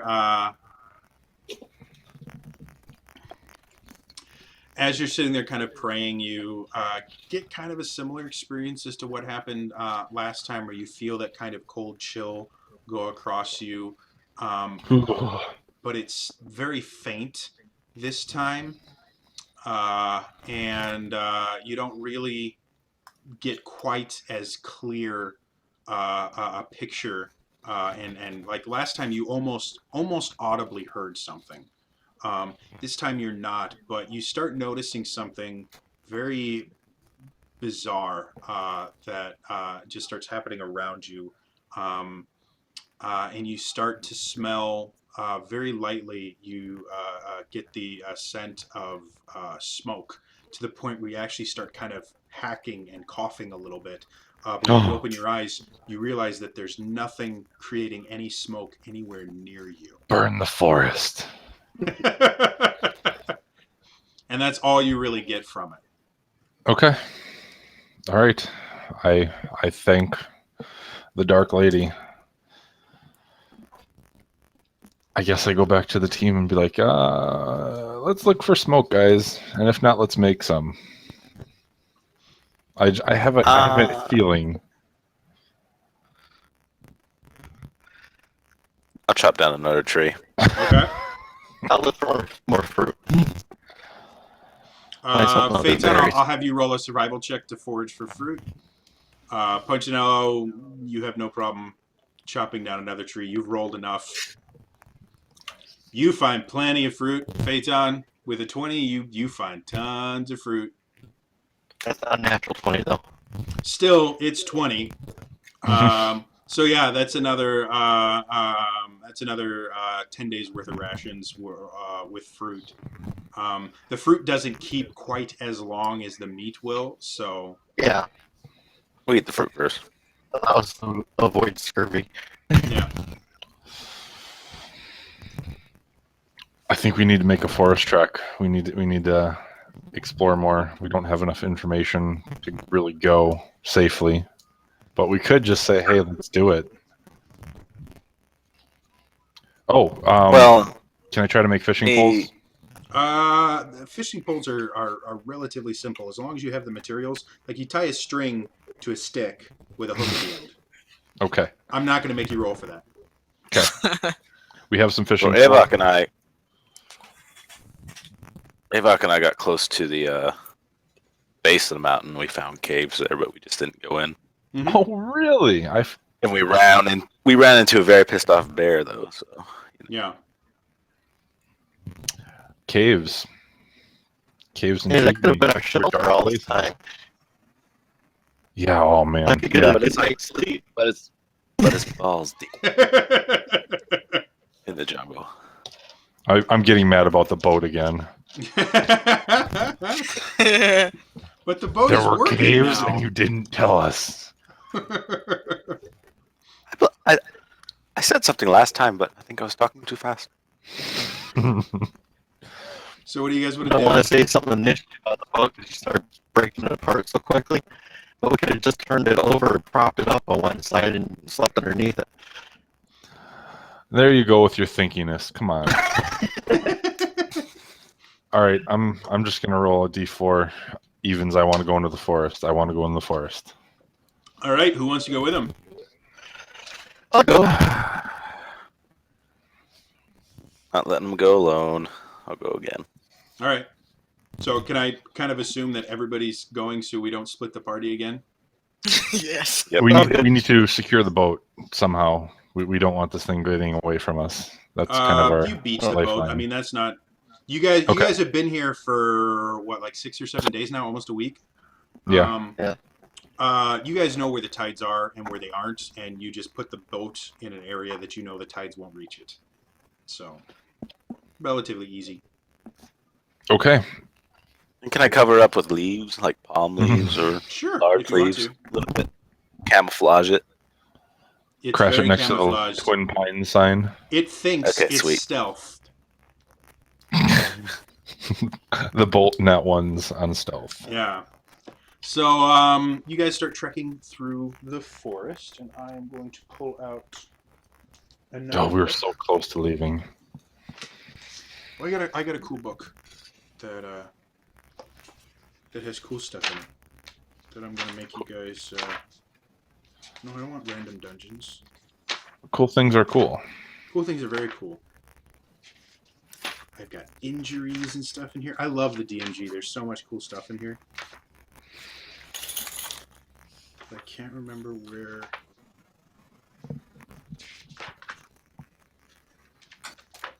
All right, I have to actually look this up because it's got this great thing where you can do chases through the wilderness, which you guys aren't technically going to be chasing anything, but it's a great place to start. Do we find a hill that, when viewed from above from the bird, looks like a skull? Is it also known as a tomb? Is it very scary? If so, I leave.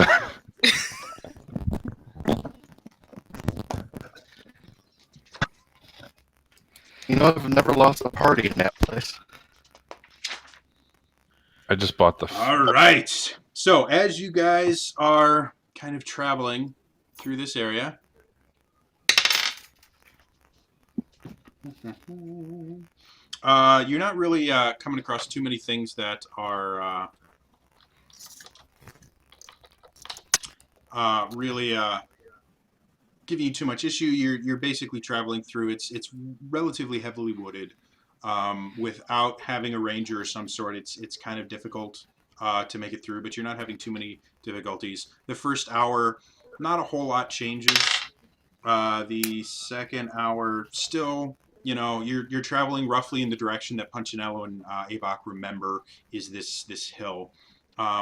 Takes you about 3 hours to get there. And on the third hour, as you guys are going, you start noticing that the wind starts to pick up a little bit heavier. And you guys start noticing that in the particular area that you are, there are these just flowers everywhere. And you start noticing that the wind that's kind of blowing through this area is kicking up the pollen in the area pretty badly, to the point where you're starting to have issues seeing straight. Go ahead and everyone make a Constitution saving throw for me. Oh, I get those. 19. All right, Fade, you're fine.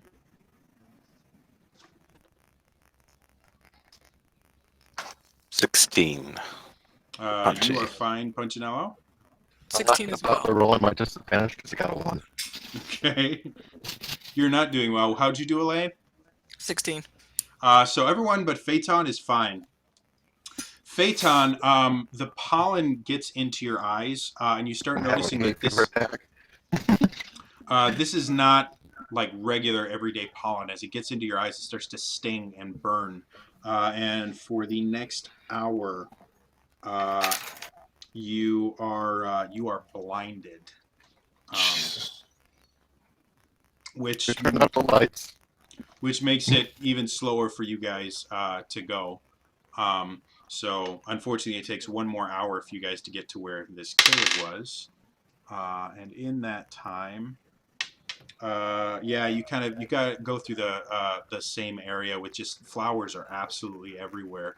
You're not exactly sure what it is about this area that has caused this floral growth to be so aggressive. But it's messing with all of you guys. Like, all of you guys are having a hard time seeing. Phaeton's the only one that's just really hardcore blinded by it. You do eventually make it out of the forest into a more hilly terrain that you can see eventually turns into a large-ish mountain. Not enough to be snow-capped, but obviously going up, a few hundred feet to the very top of it.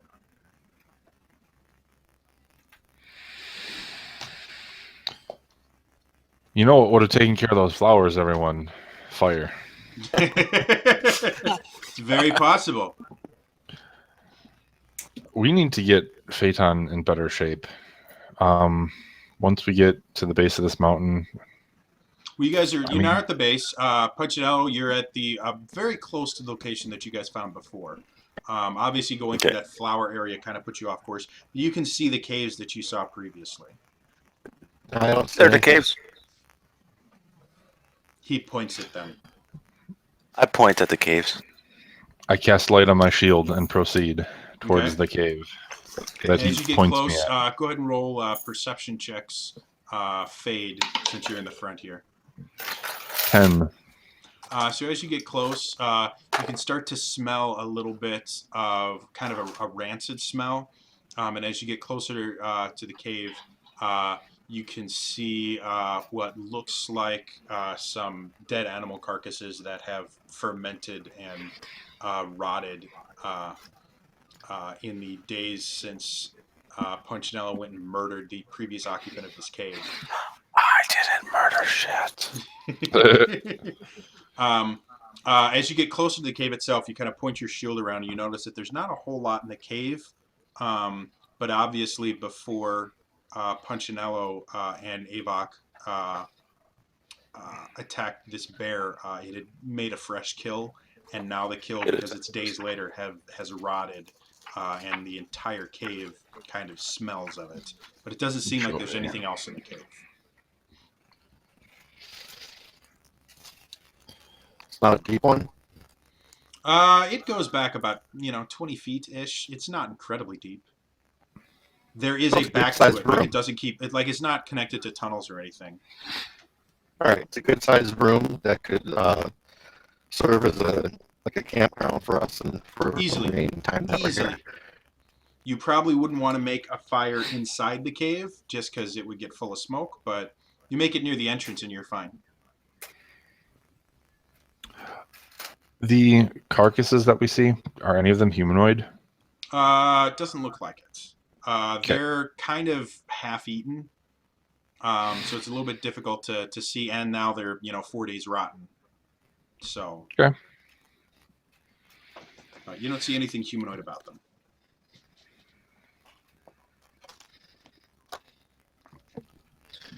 Look around the cave for any hidden Again, passages. Nothing in there. It's just a cave. It's naturally formed. right. It used to have a bear living in it. It doesn't anymore.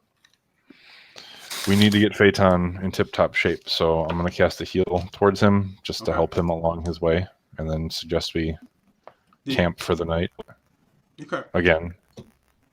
You gonna do anything about the rotting carcass in the cave, or just gonna leave it in there? Okay. I'll carry out the I was carcasses. just getting it out of here because it could breed disease and stuff like that. And then we're having another problem. So if you guys sleep in the cave, it's actually easier to defend than your average area, so you don't have to worry about things coming up on you too early. And you're able to remove 1 level of exhaustion for every night that you spend in the cave. Phaeton, eventually your tears clear the burning pollen out of your eyes, and you regain your ability to see. Like I said, after about an hour, you're able to do that. The rest of you guys really don't have much of an issue, other than you get to spend another night. So keep track of your rations, because you've now spent. You're now We on are your 8th down day to here, 7. so you are now on your 8th day here. Because we didn't have anything from the boats here. It's everything that we just got here, correct? Unless somebody had We've been rations. living off the fruit and stuff. Yeah, unless All right. somebody had rations with them. Yeah, the first day we got here, I went for food and water. Yeah. So So you guys, you wake up. Again, nothing really attacked you during the night. You're in a cave. What would you like to do? go to the It's next going to be another day of resting before I can be done with this exhaustion thing. But during the day, we need to figure out some way of transporting fresh water while we're out in the sea. Yeah, he makes a valid point, or at least finding a way to store fresh water with you. Because you'll survive about 3 days without fresh water before you're dead. Well, I only have the 4 bottles, empty bottles that we used before, but that's it. That's kind of the reason why I was looking for coconuts, because they already have the coconut milk in there, counts as water. Also has diarrhea. But Oh, the meat counters that. I found another reason to go hunt a small cat. We need more skins to make water skins. So if you guys want to go hunting, you can. Well, we're at the caves. We should keep looking. You said there were several caves. Well, this is one. Yeah, this is one of them. We should go further or to the next one. So you basically have the way that you guys are kind of positioned here. You have areas to the west and to the east around this mountain itself. Which direction would you like to go? I put the little guy in front of me. Say, which way, buddy?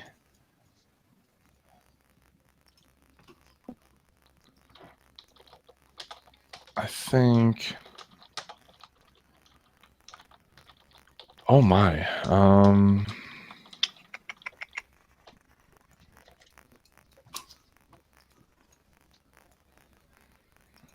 don't know. I guess we go west because whatever. So as you're heading to the west, go ahead and give me a perception check as you kind of travel through. 19 plus 2, 21. All right. So as you're traveling through with your party, you start noticing that this area of the mountain is getting much more rocky. You're going, a little bit up this mountainous area. You're starting to see less and less forest. You're seeing more what almost looks like desert type vegetation. Stuff that's really kind of built to live without a ton of water and stuff, as it all kind of gets sloughed down the mountain. And as you start going around with a 21, you start also noticing that a few of the plants here look a little bit more withered. You start noticing that there are what look like little strands of fiber in various areas that are connected between 2 points. As you get further and further in, you start noticing that the strands themselves are starting to get a little bit thicker. You're starting to notice what look like webs around the area as you guys kind of move deeper into this part. You can see that there are quite a few more what look like caves here. Without going in them, you can't tell a whole lot more. Some of them look just like the one you came out of, just natural made caves. Others look like they have been carved by something. They're a little bit too perfectly round for it to have been naturally made. I'm intrigued. Okay. I point this out. This doesn't look good. We should investigate. So I do. Concur. Okay. Does anyone else want to do anything? You're just going to watch your I'm cleric. gonna go with them. Okay. Recast light on my shield, hold it out in front of me, and go All right. towards one of the unnatural caves.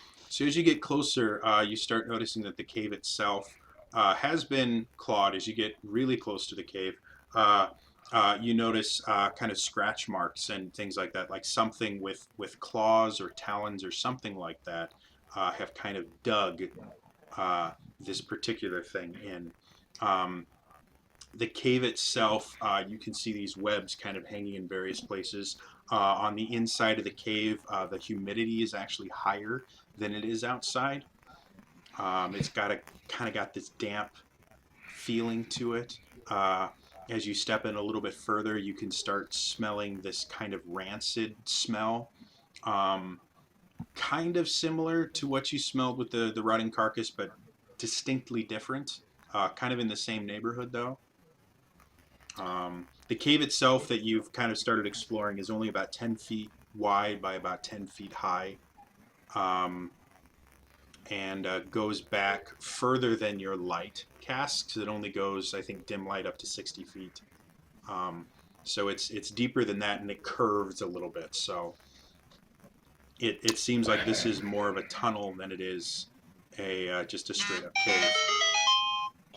Well, I don't think it would be a good idea to go deep into a giant spider's lair. So I'm gonna suggest we go back out and look for a point where a bunch of the webs meet, like the base of a big web or something maybe. And I want to cut it or make some vibrations on it and see if we can draw something out Okay. rather than fight it in its lair. Does anyone else have plans as to where they want to go? Yeah, we can do anything. I'm just talking. We've got Phaeton, Puccinello, Elaine. Do you guys have any ideas about what you want to do? You guys have walked into what looks like a cave with webs all around it. You're not exactly sure too much beyond that. I will have myself ready to throw a firebolt. Okay. I'm going to hide. You're like, this is bad, guys. I don't think we should be doing this. I'm going to hide. I'm just saying it seems like a bad idea, guys. I'm going to take my crossbow out and hide somewhere. All right. So while you're kind of getting a little bit worried about this, I am going to find something very cool. You guys start wandering back out. I would like Fade and give me a marching order before we do anything. Fade is obviously in the front. Who's next? Like, how are you guys going through this? I'm small enough to stand right next to him, so I'll probably be right next to him, kind of looking around. Like I'm amazed by this weird cave and smell and webs. Okay. Yeah, I'll be kind of standing behind them.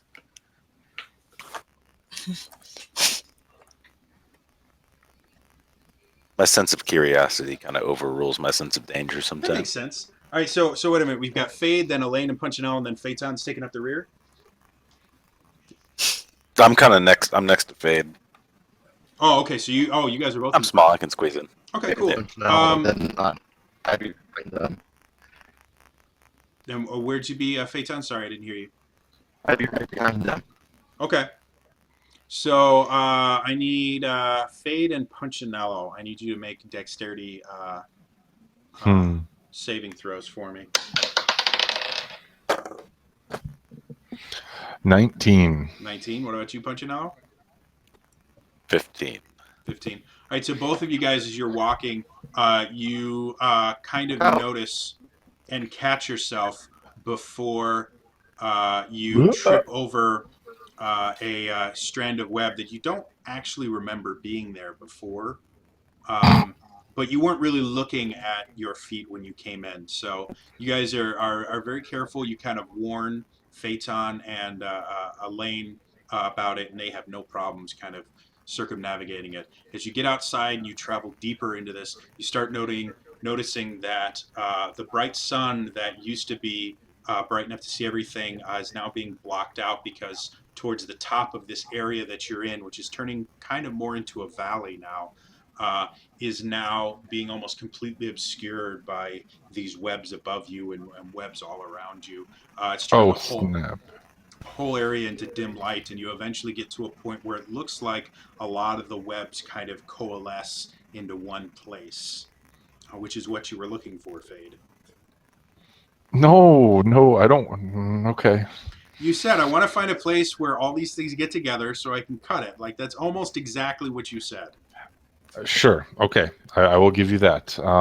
What I meant is just something where there's a couple points, a bunch of points that come together, not like the center of the web, but just something where I touch it, it's going to go in a couple directions. You're not like, there's still further in that you can go. You're not like in the dead center of this place. You've just gotten to the point where quite a few of these webs have all connected. Okay, this is far enough. Okay. There's still further you can go if you would like. Oh boy. I say we burn the web and really piss them off and then run. Yeah, that sounds like a fantastic idea. Like to start it out. You didn't bring an extra character with you, did you? We have one in reserve that can survive this. He's not here right now. He's not Yeah, here, that makes sense.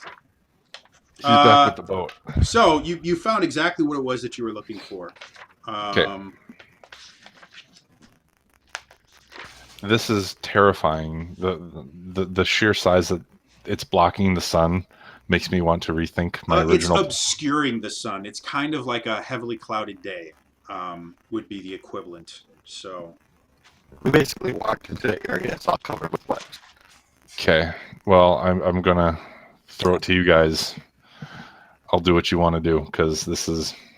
I don't like my idea anymore. Now I'm scared. I would like to nope up out of here.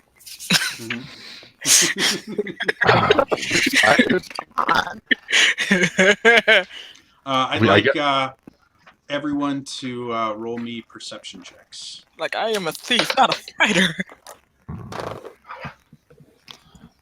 10 for Fade. Okay, Elaine. 10 for Punch. Punchinello, okay. You said perception? Perception, yep. 4. Okay. What about you, Phaeton? You still have 1 level of exhaustion. I'm way too scared. Which means I'm still at a disadvantage here. So first one is an 8. Let's see if I can do worse.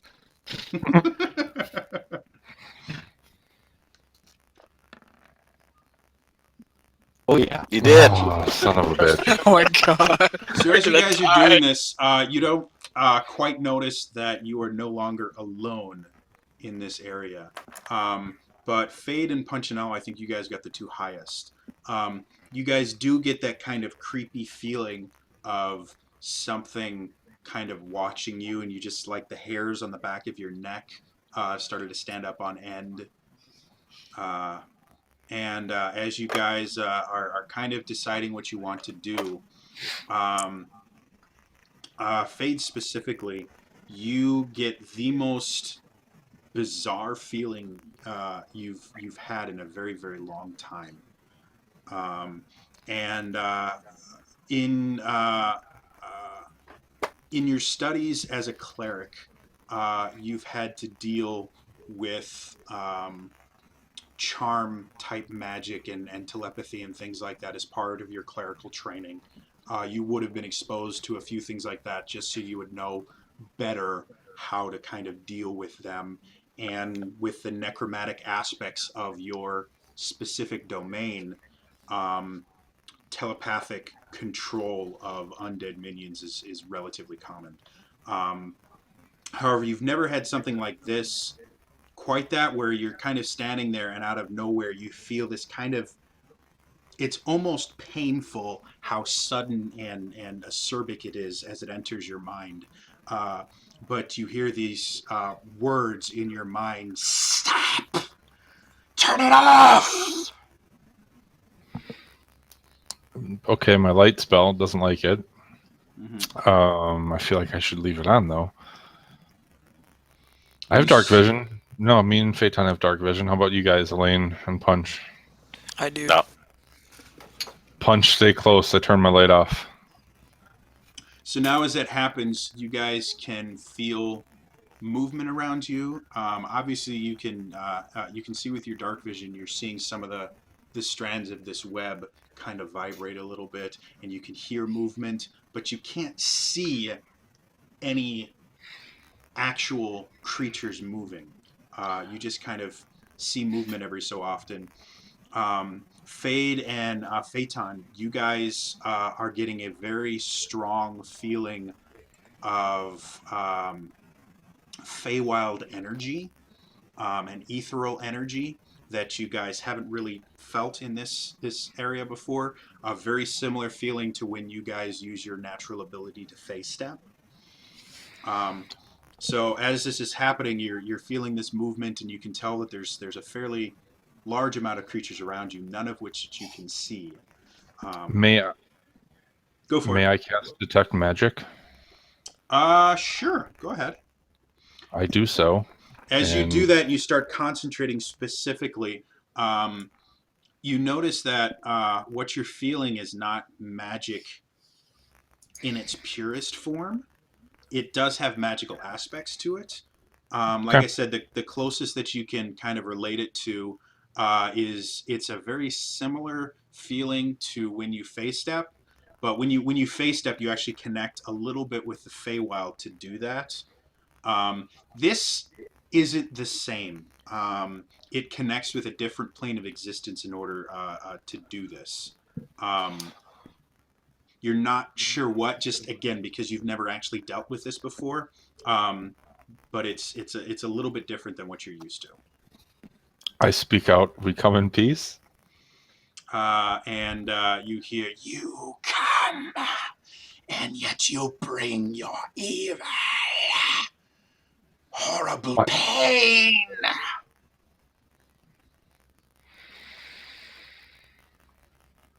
I don't know if they're referring to my light or my energy. Interesting. Okay. Sorry. At this point, the only person that's really been communicating with them has been Fade.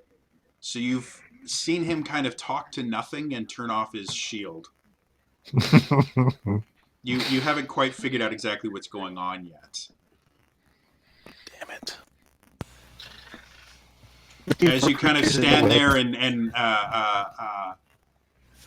try and figure out what's going on, you hear the voice kind of come back and it goes, "Why are you here?" I don't really have an answer. I don't know why we're here. I'm not going to tell them the truth. He's waiting. He, she, it is waiting. We are looking for. All right, I'm talking to them. We are looking for help to leave you and this island in peace. We need to get home. And again, you feel this kind of sharp, almost pain. It's not actually pain, but it's just very uncomfortable. As you kind of almost get these images mixed with words into your mind that you assume is something akin to the words. Like when you said home, you kind of get this vision of deeper into the caves and darker areas, and you can see many-legged creatures kind of in blurry shapes kind of moving around in this one single image. And then when you say the word help, you kind of get this very bizarre feeling that just seems completely alien to you. You can't really describe it. And then it kind of coalesces back into actual verbal communication. It goes, "Why?"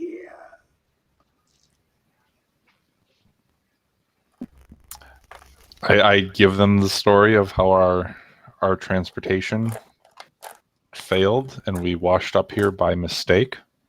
Mm-hmm. I don't know how to convey this to a creature. I don't know what it is. As you Is there something that I can do for you to gain your assistance? and every time you say like assistance or help, Help. you get this kind of very alien feeling from it, almost like a feeling of confusion whenever you use that word. And then when and it seems to react to certain words. Like when you say certain words, you will get almost images from it that, from your very basic understanding of this communication, are kind of what it relates to those specific words. And then there's certain words like help and aid that have no picture involved and just that really weird, confused feeling. And then you kind of, as you're kind of telling the story of everything you had, when you mention like killing the creatures, you get this flash of almost a feeling of hunger as it happens. And then it starts kind of coalescing back into words again, where it starts to speak to you again and goes, "Hunger."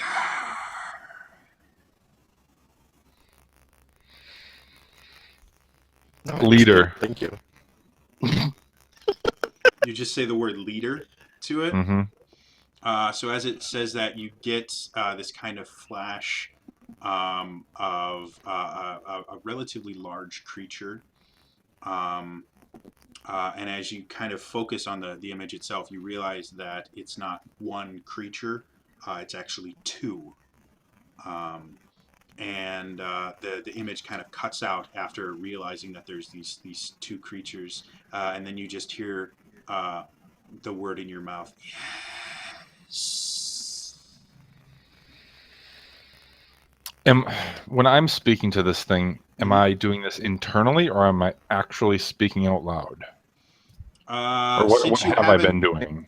since you haven't really described anything, I've been assuming that you've just been speaking out loud. Okay. I whisper to my party, Mhm. I think it will take us to its leader, if that's what we should do, or should we try to run away? I look for some assistance from my group. Because I don't None know. of us has been hearing this. No, it's just We've been just been talking to hearing Fade his thus side. far. You've been hearing him talk to nothing.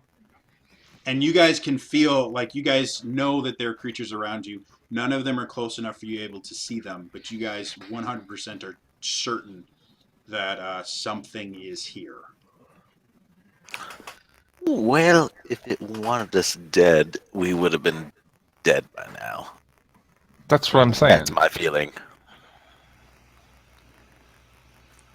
Proceed with caution. Um, I throw a piece of my fruit out towards wherever I got the biggest Mhm. coalescence of this feeling. Mhm. See what happens. I try to feed it. It doesn't seem interested in the fruit at all. I then say the words, "Take me to your leader." And again, you get this flash of that large creature that is actually two creatures. Uh, and then you start to see descending from the ceiling this large, pale blue spider slowly descend until it's directly in front of you. And you can see Nope. Nope. the fangs No are way. actually I'm out of here. dripping this. Can we run? Go.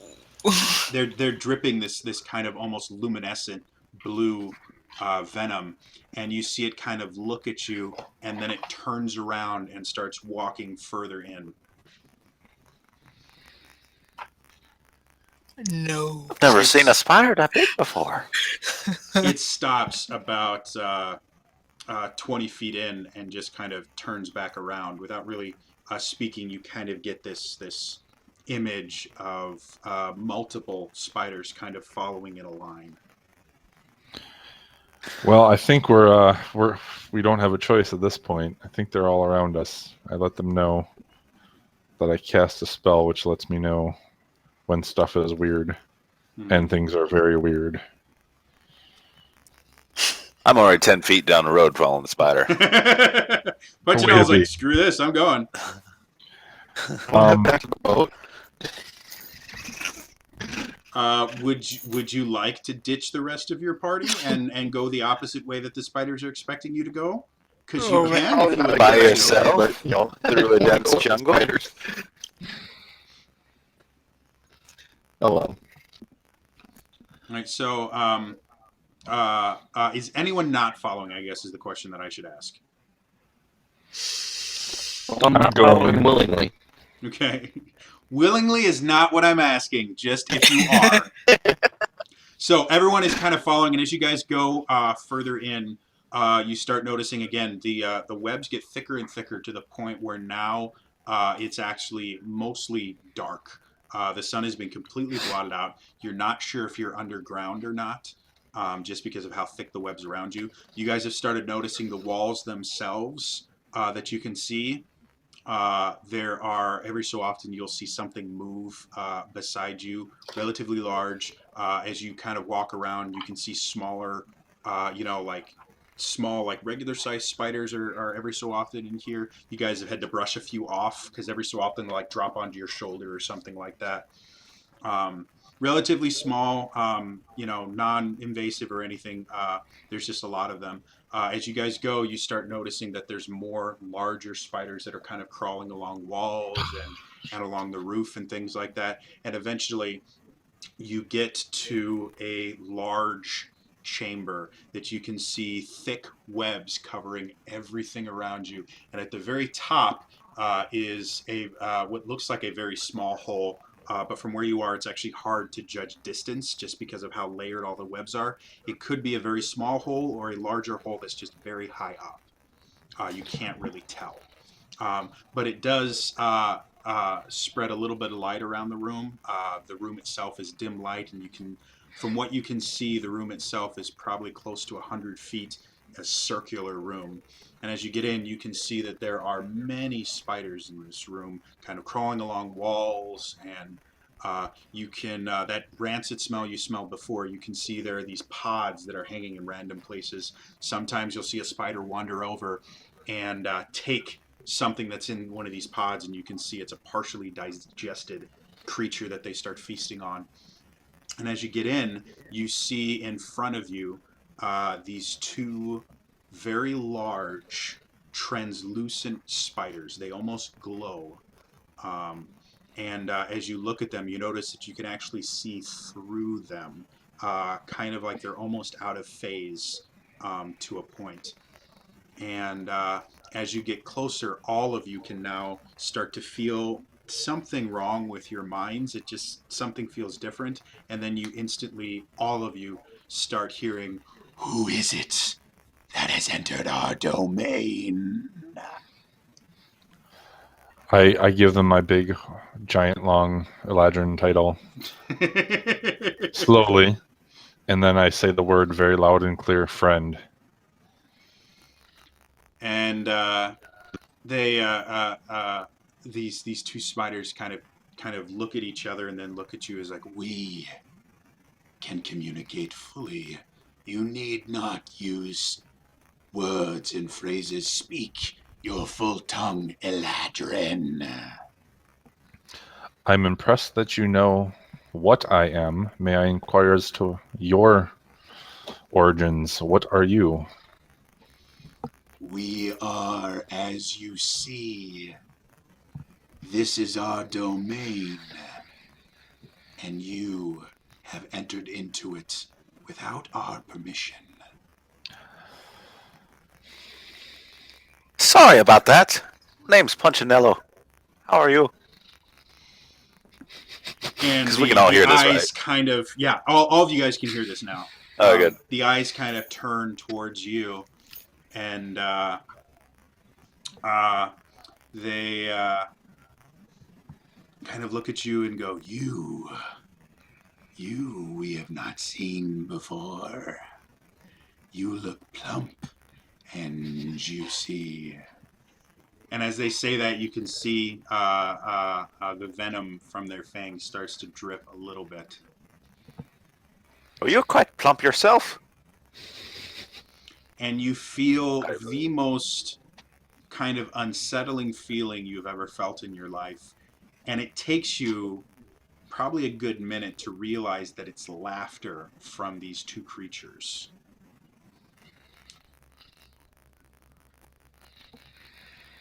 They turn back to Fade since he's the one that's been speaking the most. They go, "Why have you entered our realm unbidden?" First of all, let me apologize for that. We are trying to leave your realm, which we'd like to do with your permission, of course. We just don't know where home is. You seem to know much and more of Eladrin. Do you know where Eladrin come from in this part of the world? "We know many things." And you can start feeling just a little bit of anger behind the voice. And Of course you do. That's why I'm coming to you for. That's why I'm asking you these questions, because I know nothing. and they In they comparison. continue. "We know of the Eladrin. We know what you have done. We know who you have hurt. We know what you have done to us.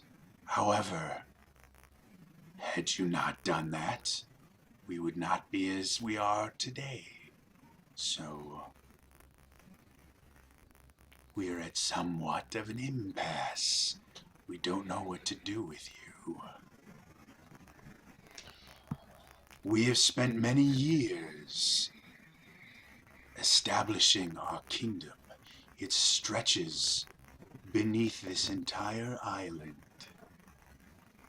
We have taken great pains to mask our presence here, for fear of you returning and finishing what you started. And now, you have come. What is it that you think I started? Can I do a quick history check? Sure. There you go.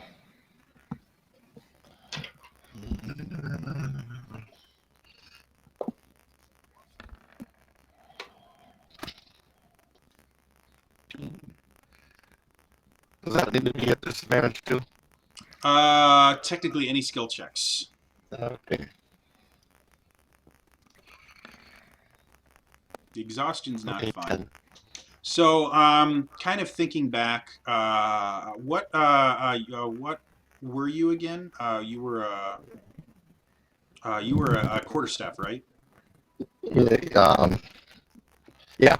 Yeah. So you had kind of entry, the 101 level courses of Magic and Eladrin Society. You have no idea what it is that they're talking about, to be 100% honest. But you were still learning how to control your magic and stuff like that. It's very possible that there were aspects of kind of magical study and stuff like that that you just weren't privy to, just because you hadn't gone further enough, far enough in your studies. Yeah, you're kind of flabbergasted. Okay. Can I try to No idea what to talk about. roll some insight to try to figure out what their sense motive? Sure, you can go ahead and roll an insight check. 23. So as you kind of sit there and you're kind of piecing together what they're saying, the anger that you felt before was not so much directed at you as it was directed at the word Eladrin. Racist. You get the idea that they have a large problem with Eladrin in general. Beyond that, you're not really getting any deception from them. Like it doesn't seem like they're trying to hide anything, or they're being untruthful or anything like that. It just seems like that they're using the words that they know to communicate. Unfortunately, they are not as well versed in communication of this type. With a 10 Phaeton, you do know that spiders generally are not intelligent enough to speak. Yeah. So this is weird. I'm into it. I'm just terrified. Mm-hmm. I got to be diplomatic, so As this is kind of all happening, you're starting to hear again those kind of pain, like the conversations you're having now are not so much painful as they are a little bit intrusive. You do every so often hear those kind of painful spikes that you were feeling before, where you get kind of images every so often of like corpses being devoured. Every so often you'll hear the word kill or destroy just kind of appear in your head, and this is everybody now. But you're not getting any of that from the people that are from the two spiders that are kind of talking to you. Like they haven't. None of that is coming from them. I get the feeling they won't let us actually leave the island alive. You are getting a lot of kind of fear, especially with a 23. You are getting like a general sense of fear from everyone except the two spiders in front. I'd like to make it clear that since we did not mean to come here, there's no reason for us to inform anyone or anything of what we found. We simply wish to go back to our home and leave your home intact, as well as you and your people. Make a persuasion check for me. Persuasion, I haven't used that yet. +1. That's a 3 total. Okay. So as you say that, you notice again. You get that incredibly unsettling feeling that you now know is their laughter, uh, and they go, "You have lied to us before. I Why haven't should lied to you we before. believe you now?" And at excuse me, I'm losing my voice. Give me a second here. Punch, I feel like you should start negotiating Um, because they don't like Oh, Eladrin. I'm Punch, going to negotiate the hell out of this. as excuse me, as you say that, um, you notice that they stop their speech immediately and kind of look at you, and they kind of look at each other, and you kind of get the idea that they're kind of conversing with each other, and then they turn back to you, and you hear a very short phrase that takes you a little bit of while to kind of understand exactly what it is that they said, and you realize that they say, "You have a point." Yes. Look, I know the Eladrin are kind of assholes, and they're trying to screw over my homeland too, and that's why Sorry I'm about here. that. And so they kind of But turn to you, and as you say that, they kind of cut you off and they go, "Why do you travel with them if they are hurting you?" they haven't hurt me yet, but if I don't help them, they will hurt me. But not these two in particular, just their higher ups. It was a threat, but it was very ambiguous, if you know that word. And Um, as and these two are kind of innocent. We're just doing something because they're paying us to. I'm doing it so my home doesn't get destroyed. so But these two as are nice. as you say that, you kind of a lot of it seems to confuse them greatly. You're using a lot of words that they've never heard before. You're Okay. using a lot of ideas that they never heard before. But when you mention uh, that you're doing this to kind of keep your homeland from being destroyed, you hear them kind of react to that, and you can see them kind of react to that, uh, and they turn to you as like, "We can stop these from destroying your homeland."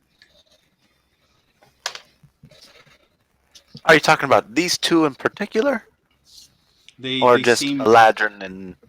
they seem a little bit confused about the statement, but you notice that they keep kind of gesturing, which is another very bizarre thing to see a spider doing. Yeah. They're gesturing at Phaeton and Fade. Okay. Uh, these two friends, and I kind of do. I notice that they kind of send images These every ones now and then. aren't. They're communicating They in aren't. full They're speaking sentences. directly. Yeah, they're Okay. All speaking right. full sentences. The other spiders just don't seem quite as intelligent, and so they communicate more through single words and small phrases and images, because it's a little bit more basic form of telepathy. All right. I'm gonna point at Fade. I'm gonna walk up to him, Mm-hmm. and I'm gonna hug him as like a gesture, friend. And then I'm gonna look back at to him. Eladrin, assholes. These two friends, and I'm gonna hug Fade again. Go ahead and roll a persuasion check for me. I hug him back. You can do it with advantage then. Awesome. That is a 16. So as you say that, you start seeing, as weird as it seems that you're talking to a spider and you're seeing it in his many eyes, you see kind of like a recognition. And then you hear these phrases, "These ones are different." Yes, Yes, exactly. they are not like those. Not Eladrin. assholes. Not assholes. And so they start, and you can still feel this fear all around you, and you're hearing images. Again, you're getting kind of similar images where every so often you'll get an image of one of you guys being eaten, and then another image of kill. But you're also starting to see images of kind of the entrance to the cave that you have entered. every so often from the ones around there, and so they kind of turn turn to you and they go, "Well, you have not hurt us, so for now we will trust you. These, however," and they kind of turn and gesture towards Fade and Phaeton, and they even kind of lump Elaine in as well with his partial Eladrin heritage. Uh, So uh, glad Avok's not here. yeah. Oh God. Avox he decided to stay in the cave and just sleep it off. Um, Yeah. they kind of gestured.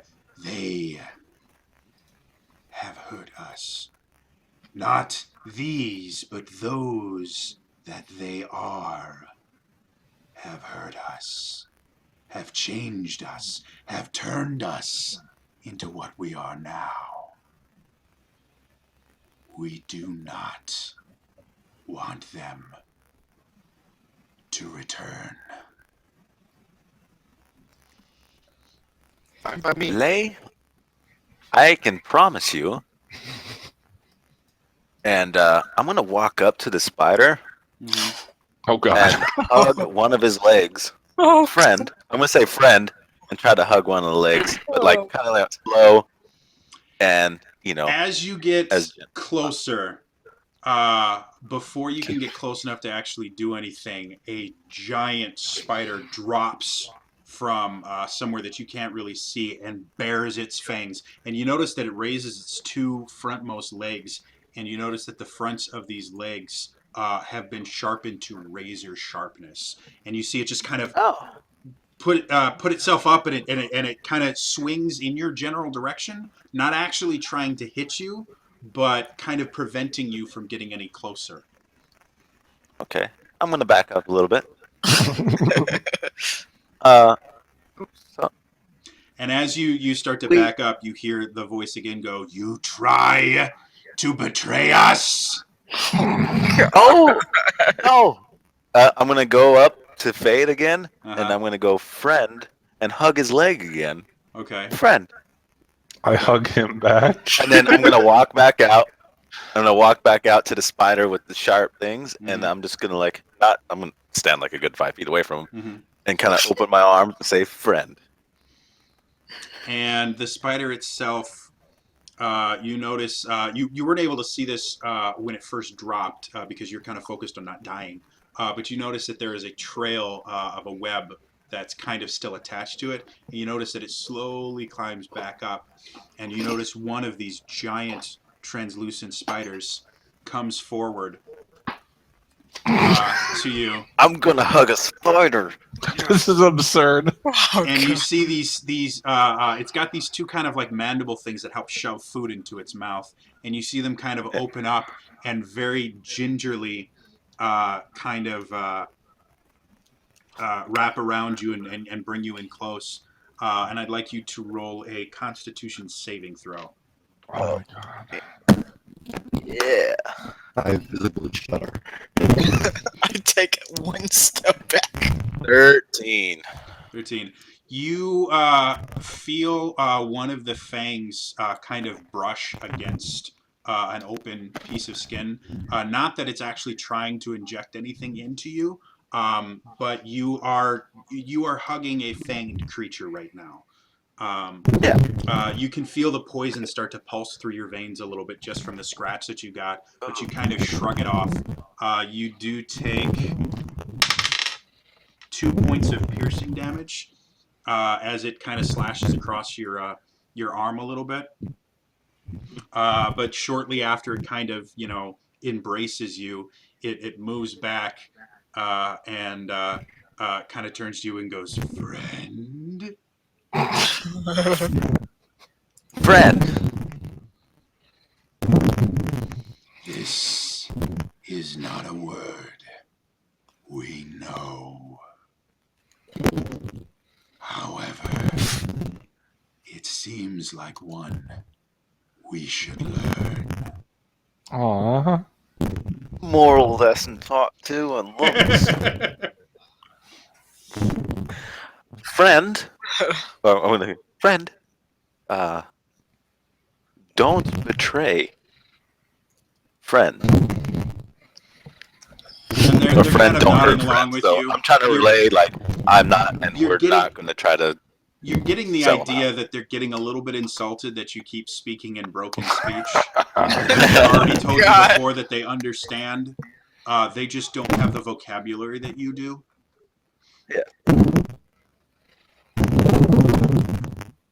We promise, we swear on our lives, not to betray you and your home. But we do wish to leave safely and return to ours. And you can see that they're kind of milling it over. You can feel kind of the fear in the room. And they,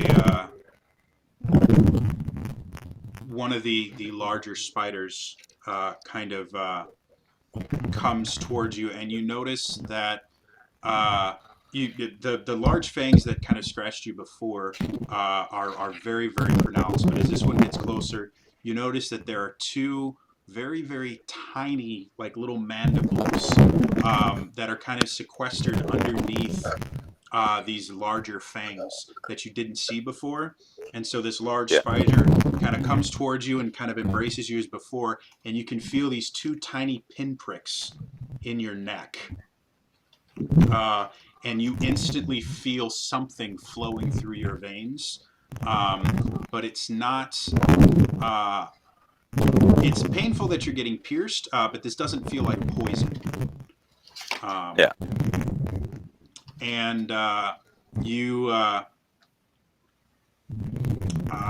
You get this thing that's kind of flowing through, like your whole body just kind of feels almost electrified at this point. You can't move at this particular point in time, like you're just so overwhelmed with this new feeling, and you eventually start to feel something in your head that just seems different.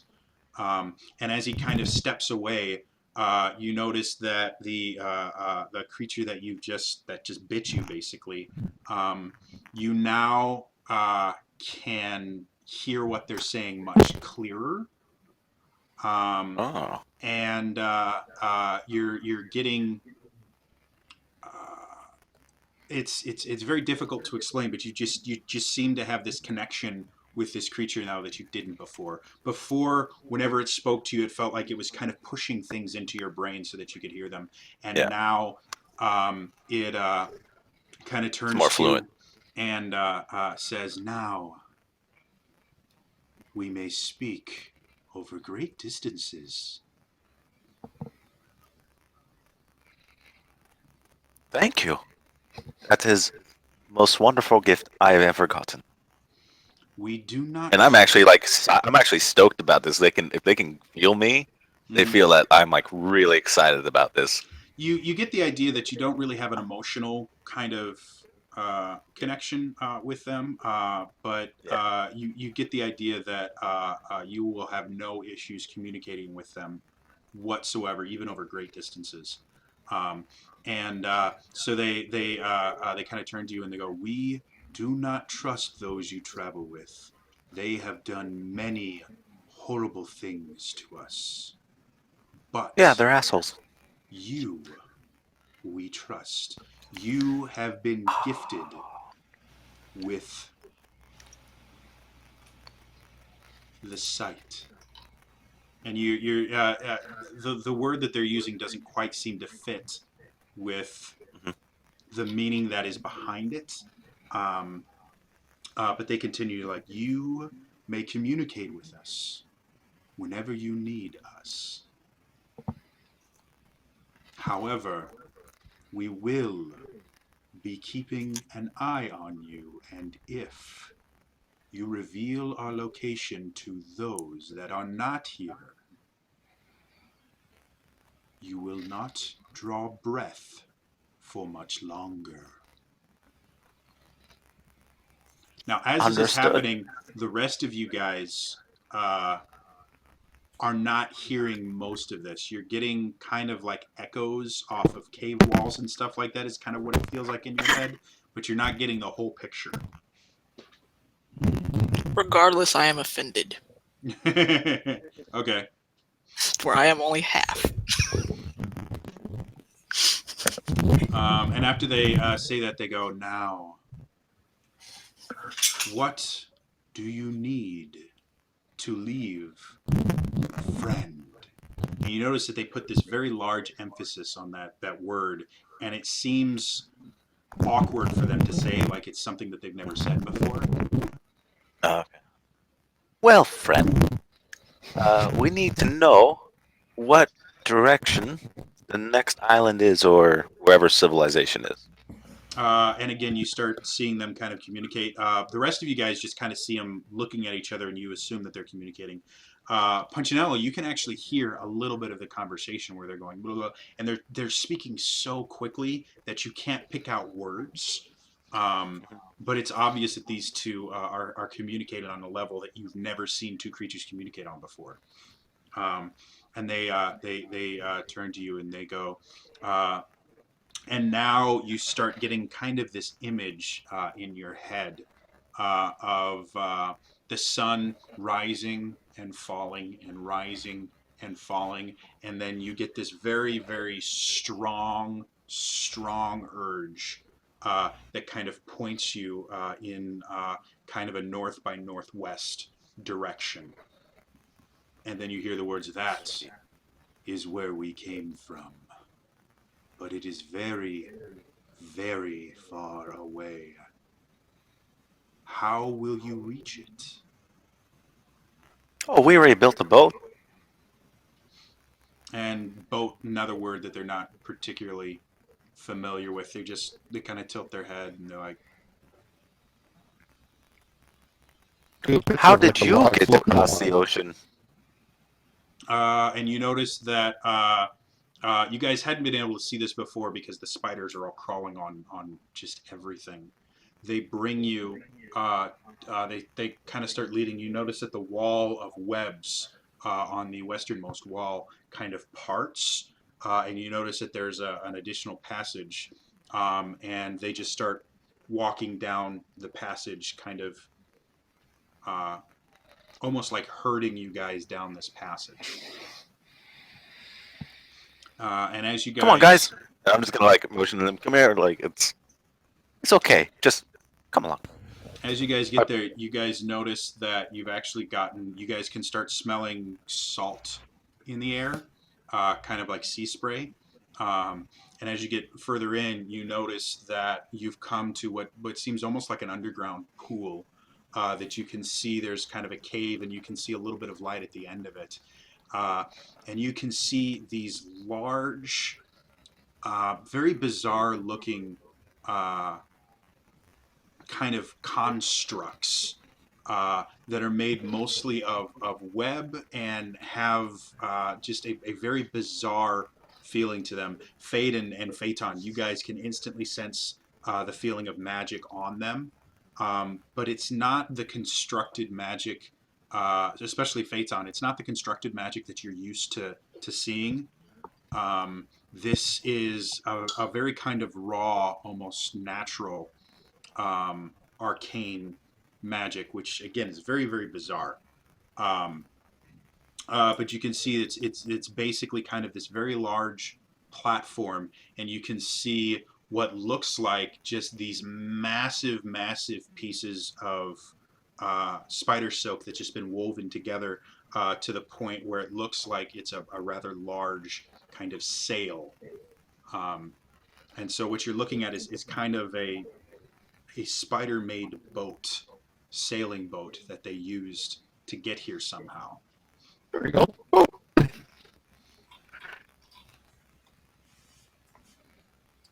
I look at my hands and just shake my head. And they kind of turn to you and go, "These are how we arrived here."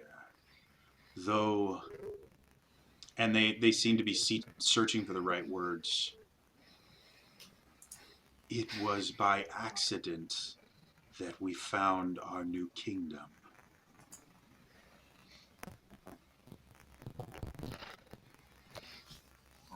Well, can we use them?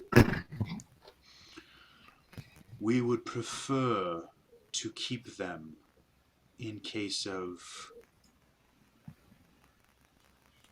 those returning. However, and you notice that the spiders that had kind of followed you kind of start moving around. You see them just start unattaching this very large silk uh, sail, basically, and they kind of wrap it up and they give you in this kind of woven package, this very high quality um, piece of silk that's been woven. They go, we can provide you with this. It is so light that it picks the wind perfectly. It is the reason we were able to travel so far. I take it Okay. and I say, thank you very much. We'll put this on our boat, and we'll be on our way if this is it. We do need to We'll be out of your dark water. kingdom, and we promise never to return. I might return to come see how you're doing, but the rest of these guys probably won't return. They're scared. And again, you get What? that I'm not. you get that very unsettling feeling that you've come to realize is their laughter, and they Yes, please. turn to you and say, "We will guide you out, or rather, our followers will." Okay. Well, thank you for your time. Goodbye, friend. Goodbye, friend. And I'm going to open my arms again for another hug. God. And again, it comes around. This time it doesn't pierce your neck, but it kind of gives you that little hug. Roll me another Constitution saving throw. Yeah. Here we go again, guys. Natural 1. Oh, So you take 3 I'm going piercing for it. damage and an additional That's going to kill you. 10 poison damage Oh, that's fine. I'm good. as it kind of courses through your I'm a veins. tank, guys. I'm a tank. I meant to take this pain for our safety. So you guys are able to. They kind of guide you back out to the cave. You're able to get another night's rest without too much difficulty. So that removes your final level of exhaustion, Phaeton. And yeah, you now have. You guys have noticed that the silk that they gave you is unbelievably light. Like just for the massive size it is, it should weigh like 20 or 30 pounds easily, and it weighs next to nothing. So, yeah, you're fairly certain that with how large it is and how lightweight it is, it'll probably improve the speed that your craft moves significantly. Because We still need to be able to transport water before we can leave. yeah. However, I'm going to turn to fade really fast and be like, now we're even. So, with that, we are actually going to go ahead and end the session. So, let me just real quick. God, way to go. Good save. So, yeah, congratulations. You I just hugged a dealt spider. with an incredibly dangerous situation without TPKing the party. So, that was Always very a good cool. thing. I hope everybody's feeling a little bit creepy crawly and not too great, because I feel disgusting right now. Oh, God. well, Elaine may have arachnophobia now. You're just I don't know about completely. you guys, but I was the one in the mandibles of a giant spider being hugged. You wanted it. Going forward, Punchinello, you have no idea what the range of this communication is, but whenever you concentrate, as of right now, you can contact these twin spider kings. Cool. So, did you essentially get us a super sail and 2 giant spiders who we can summon at any time? You can To talk save to our them. I mean, they'll probably send their minions if You they can would send talk anything. to them. Probably. The fact that they had to use boats to get to where they are means more likely than not you're not going to be able to Okay. summon them at Okay, good. will. However, you've made a friend, and you've made a friend in an area that nobody else has friends right now. So See, and you were gonna go burn the whole place down. What's wrong with you? My question is, spider webs not as flammable as they used to be in D&D? Technically, normal spider webs, yes. These are not normal spider webs. Oh, cool. So our sail's flame proof almost. Maybe. I didn't say that. I'm saying that they don't react like normal spider webs. Oh, They man. explode. Maybe they're They exploding. explode. Be awesome. Like I said, All right. Fade and Phaeton specifically, both of you guys, because of how much magic has just surrounded you your entire lives, you can tell that there is something arcane about the webs and the spiders themselves. Beyond that, you've got no idea. Nothing like this. Either of you have ever heard of anything like this being Can I, taught. in the process of us leaving, manage to snag a piece of spider silk approximately an inch in length to test later? Well, This- they gave me the bag. You I can don't want just to pull off the because the sail. I want to sail's in the pick bag. up like a random one. that's so very No, no, no, small. no. there's two different kinds of This- silk that you guys Oh, dealt with. Like the spider webs that you got, there's nothing magical about the ones that came in. The silk itself that they gave you is not normal. The rest of the webbing in there is relatively mundane. Yeah. So the only special stuff was whatever that stuff that made their boat was not even like 100% silk. There was something else in there, and then the silk that you have of the sail itself is different. Everything else was kind of mundane. But anyway, that's where we're going to end it tonight. Thank you so much to those of you guys that watched.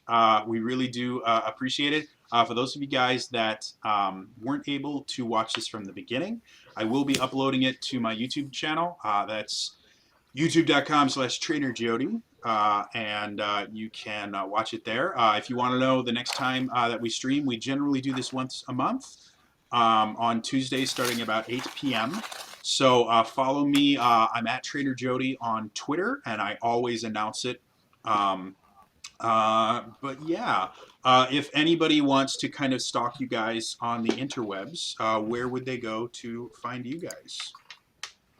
If there is a place where they could stalk you. This is my online presence, Yep. so keep watching, So everyone. this is if you want to see Fade again, come back here. I know the rest of us. I think most of us are critters. So if Yeah, you most of follow us are critters. hashtag critters and hashtag critical role, you will probably find some of us. if you're on the Critters board, I am James, one of the mods, or at Petapew, which I'll put it chat on Twitter, but I really don't use it that entirely much, other than to look at stuff. Petapew. All right. So again, that's all for me today. I will see you guys tomorrow for another daily December.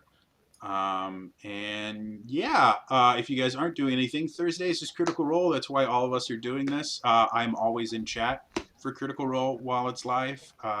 So yeah, have fun, everybody. Bye bye.